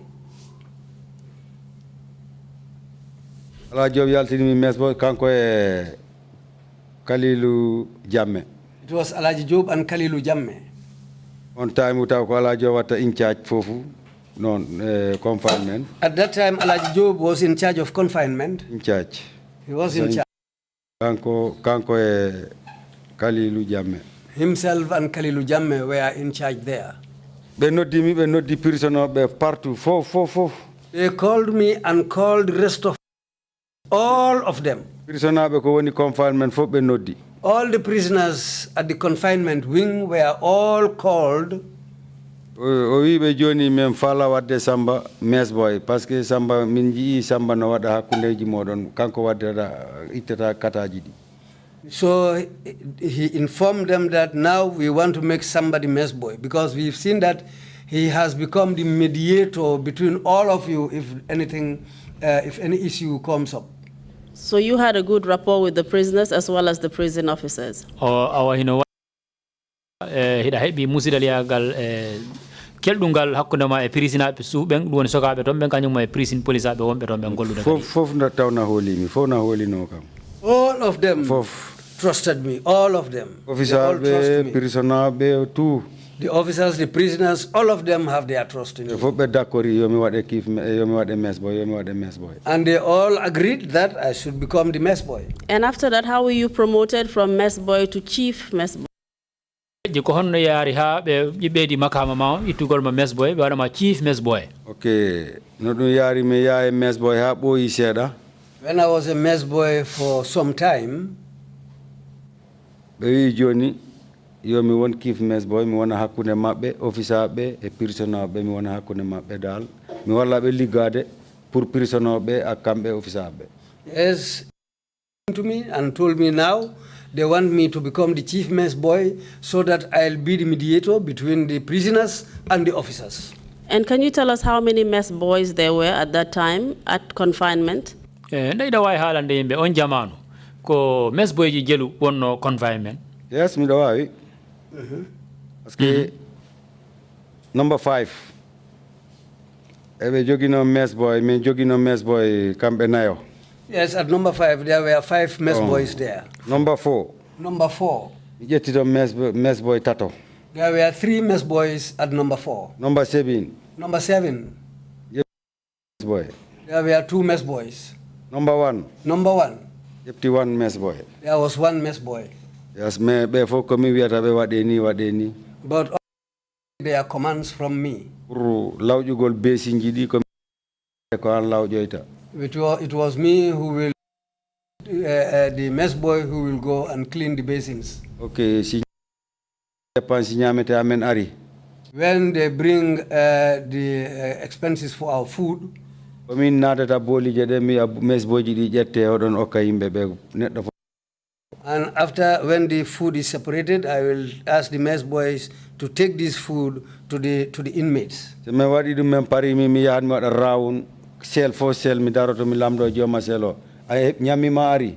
And after that, I will go around to each and every cell to check and ask if they received their food. woɓɓe wiya mi eeyi woɓɓe wiya yiyani mi yaha mi nodda mess boyji ɗi mi wiya booli kaari oto woni. They will say, some will say yes, but anyone who says that, I will go after the mess boys and ask them where is the food for this particular person. sometime tawa mess boyji ɗi wujji bolo ɓe ñaamoyimo. Sometimes the mess boys used to steal the basins and go and eat it up. mi waɗa sacrifice mi ara mi yiya officer manki are ɗofte kam to wañoto mi walla o heɓa ñammi o heɓani. So I will go, if that happens, I will go to the officers and tell them, come and help me. Then I'll sacrifice and go with them to the kitchen and try to gather something for those who didn't receive their food. ɗum kadi ko probléme par ce que ɓe wiya ɓe calculino boolije ɗe ɓe kontiɗe fof joni ono o bool manquiri comment mi haalano o manquiri. That also will be a big problem because they'll say that everything was counted, all the basins were counted. How did they become? So I will have to try and explain to them and manage to get food for those who were without food. Mr. Ba, you were basically performing the role of a waiter at the prisons and waiting on prisoners. We know what ini golle ma den no tawa e mun ko wete ko golle ko wete ko weta du woni ko golle de wada no dan kan kasotong. Mi do golla ko heewi mi do tampi ton ha burti taw parce que golle de fof ko horan woni. Yes, I do a lot and that makes me very tired. I'm really tired of what I do there. You were also performing the role of the prison officers, I believe. We our hino wa inisa esa no wa inisa golle ma da wada no tawa e golle officer sube.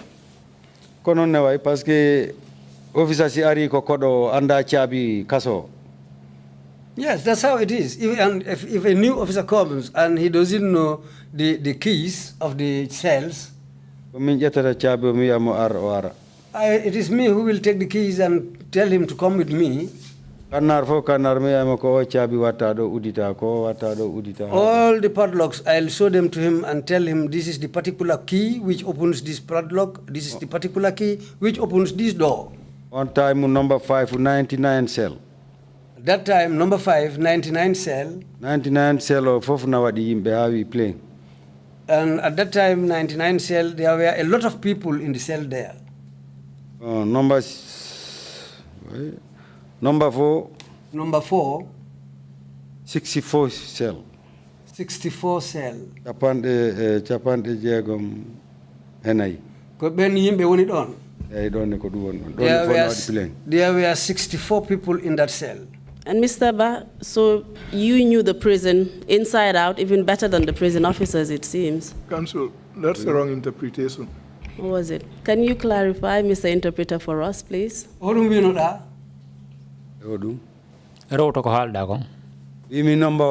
5. Number 5. Ko yimbe jël won don. 99 cell. 99 cell ko dum woni cell goto manki temedere. Ko dum woni yimbe be wonbe don. Yes. Neddo goto manki 100. No, and it looks like there is 99 people in that cell. Ko seluji capade jeena e jeena woni jeena e cell wondo. Cell capade kala ko jeena. Yes, on time ko gonami do din cell ji fo na wadi yimbe. Cell wo cell ko neddo goto wonto. Neddo goto wonto don. Cell fo ko neddo goto wonto. Yes, it is now clear. He said there were 99 cells and each cell holds one person. Thank you very much for that clarification. Yeah. My last question to you was that you knew the ins and outs of the prison even more than the prison guards. Awa hino wa ini an kasakitorum do an burno andude sa ko woni kon fejjude kan kasoton ha yawti kasoto yimi ligoto be kasoton. Kasongo ala ko wonton ko mi anda. There is nothing that goes on in the prison which I don't know. And definitely that is why you're here today, so that you can tell us exactly what goes on in there, because we know that you've been there for a long time. And as chief mess boy, I mean, you must have been of trust to be put there. Pour ya ardo jorda ka jodda don pour halna yimbe ko hondu woni dogude kan re kasoton tembe ne yakori wonda makadi si ayi a wada ma chief mess boy ko ka neddo ma nanda wana ka nedda holi ka hola do ko dum taki be jonnuma on place pour wona chief mess boy ko dum taki men suuma be suuma e der kaso gon don be pour ala jorda e nde jonde ne jodida don halna yimbe ko woni kon fejjude kan re kasoton hara suudan hefu halna yimbe tigi tigi ko woni ko yahuda don. You've also told us that you were assisting the prison officers by performing some of their roles and in fact training recruits and junior prison officers. Ite awido yimbe wondema hida wallitono ligge de andandama wondema dum woni liggotobe ka kasoton ben boni police ben golle mabbe den wonde wobbe mabbe sa hida warande be golle mabbe den ha yahugol yidon sa hida jangina be ligge mabbe den ko hondum be foti wadde. It seems that your role as mess boy is indispensable in the prison system. We hino wa ini ligge mada wi gol ko wadada ko mess boy ida hollir ida wadde no fewiri no fodir no be yakorno ema. Yes. Kindly tell us, you've already explained some of your duties, but for example, can we take it in areas, and let's start with what the food was like. We've already received a lot of testimony from other witnesses as well as Baba Galejalo this morning, but just briefly tell us whether or not you felt if the food was fit for human consumption or not. joni da wawi haalande yimɓe kadi sengo ko kadi ɗum woni sengo ñamete on gonga men nani ɗo sengo baba galle ko sifi ɗo kon fi ñamete on kono joni ha an kadi joni ha joni da wawi haalande yimɓe kaso ton an e miijo ma e yiwgol ma ko honno yiruɗa fi ñamete on ko honno walori nder ton ko honno ɗum wayi ñamete on wanno garaw. Well, the food there was very, very bad. There is nothing good in the food they serve us. Parce que first time. Because in the beginning, at earlier days, papo. What they call pap. First time every day you wanna dimas. First time in those days, apart from Sundays. Every day they used to make pap for us. Bon, pabo moja. The pap is very bad. Parce que pabo ko be defatambo gila hono hande ni do e tu yonta be pari on. What they do is they will cook the pap like a day earlier, like they will cook the pap today, and even before 2 o'clock sometimes the pap is ready and they'll keep it there. On don't be achatamo. They will leave it there until the following morning. They will bring buckets of water and pour it on top.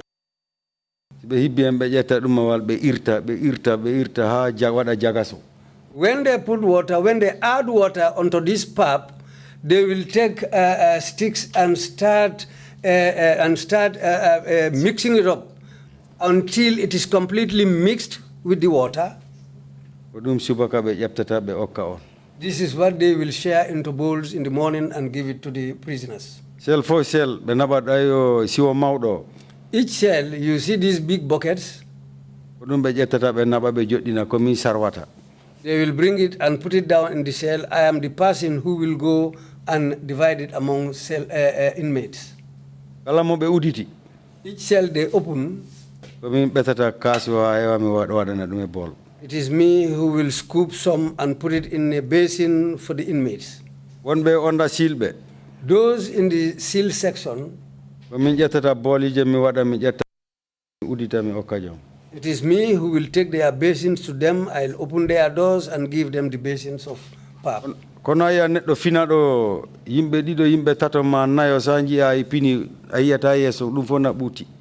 Sometimes people will wake up in the morning, 2 to 3 people, you will see their faces completely swollen. If I see that, I'll inform the person that you are suffering from beriberi. Because if I come sometimes, I'll press their legs. The moment you press their legs, your finger will go inside a hole in their skin. I'll tell them that then you have a problem. Can you tell us what this beriberi was? The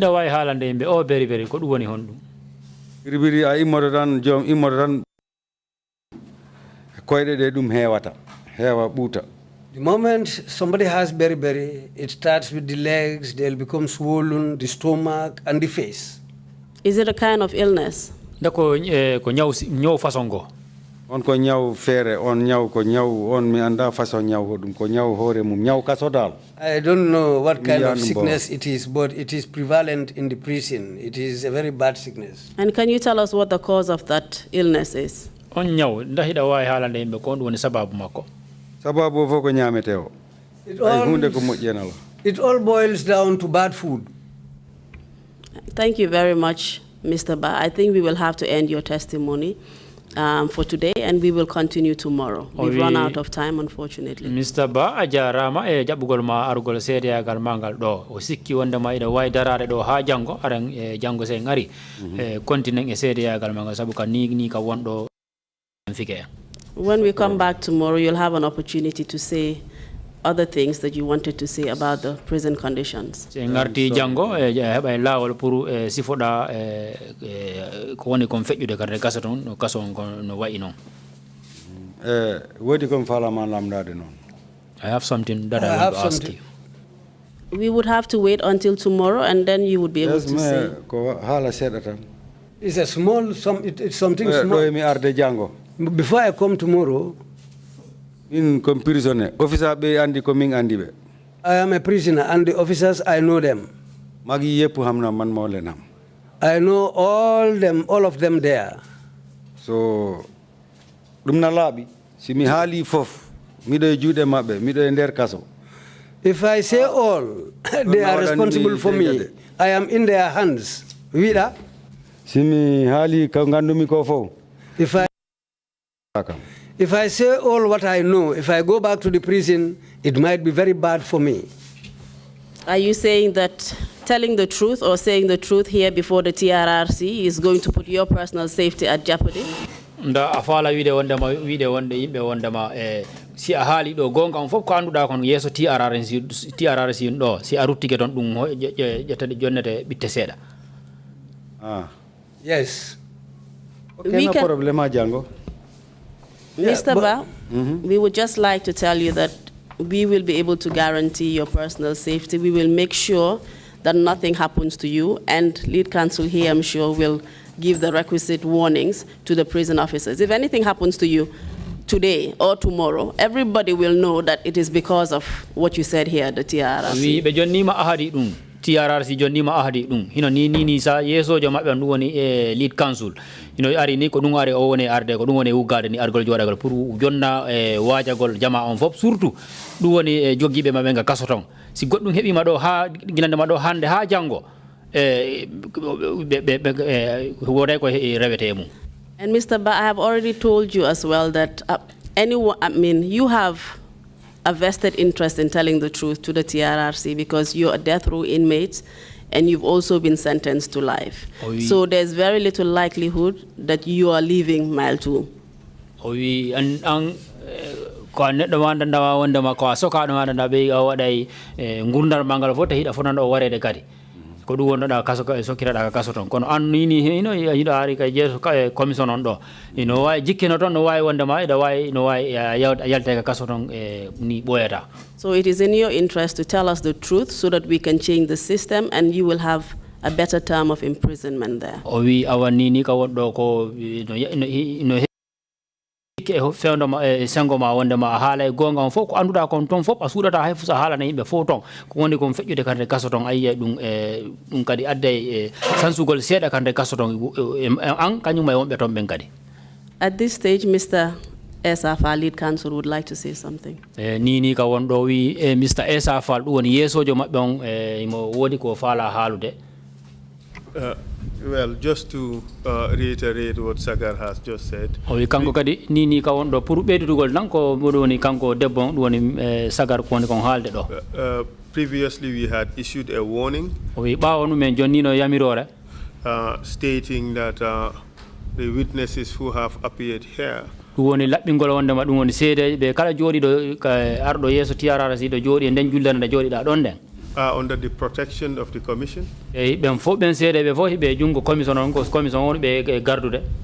Any person who reprisal measures against the prisoners, against these witnesses, would be interfering with TRRC witnesses. Wi kala jettudo lawol wi gol wonde mono bitina be seede be iwbe surtout be morbe ka hedde kaso ben to ardo do ko be woni be natude jungo e der golle TRRC den, which is in fact a criminal offense under the TRRC Act. Si ndari ley loi TRRC on dum ko bade de andanda ma wonde makko criminal yagal dum woni ko bade bonde, and therefore liable for prosecution. Ko hondu woni bawo dum ko dum woni needi musundi woni bungo dum woni ina wawa nyaawede ka sakkito dum ina wawa sokede kadi e mo kadi.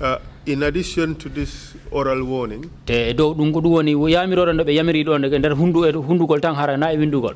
The commission would send a letter to the prison authorities. Commission on woni TRRC on be winde letter be jonnana mo yeso be prison ben, informing them of the situation pour be wa be faminde ko woni kon fejjude, and obligations to uphold the law. te pour andintingol be pour andintina be ko dum kadi ko gedale mabbe pour be wawa renude be dartindo be accita hakkil e luwa, and to ensure the protection of the prisoners. Te be yiya wonde makadi dum woni sokabe ka kasoton ben kadi pour be wawa be dandude kala no wawi yarude.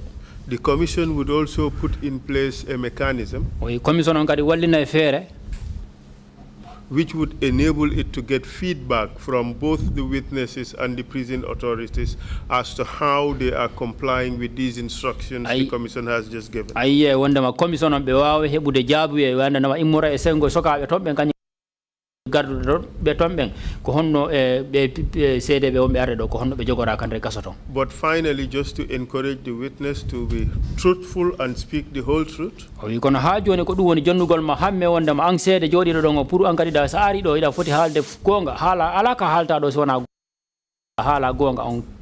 Because providing misleading information to the commission is also a criminal offense. Sabu jonde na jodi da don ne ngadi ari e yeso commission on haali hala ka andanda ma wonda ma na hala kona gonga dum kadi ko hala bade da andanda ma wonda ko woni bawo ton ko dum woni e angada an ete mum kadi. I do believe that that is additional incentive why you would want to be completely truthful about what happened in the prison. O sikki wonda ma dum kadi ko bedugol wanda ma wonda ma dum jonni ma hamme pour ara halangol commission on do fo kala ko anduda ko wonda ma hino fecceno kan e kaso gon ton halana yimbe kala ko anduda ton hara ko gonga on kadi halata. Having said that, we yield to the chair for closure of the proceedings. Do dum joni haare men nabi hala kan e yeso kiyama non e do kiyama non pour o wawa uddude jonde ne. We thank our lawyers very much indeed for repeating that reminder. A good protection for witnesses who appear before us, as well as their obligation to tell the truth in their testimonies here.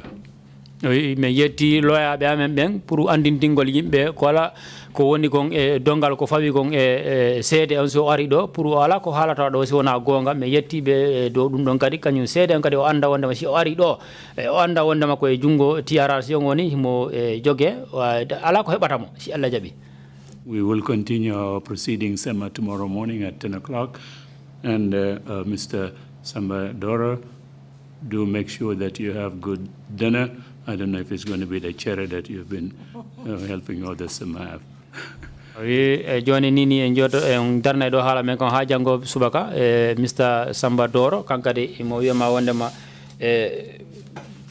lacciri ndindi taweta don di woni lacciri nana dadi wona lacciri moddindi mi sikki ko lacciri wona benacin yo sikki ko lacciri den wona benakini ko dunde ko lacciri wona ciep awa jarama. Thank you all very much. We'll see you tomorrow morning. Meeting is adjourned.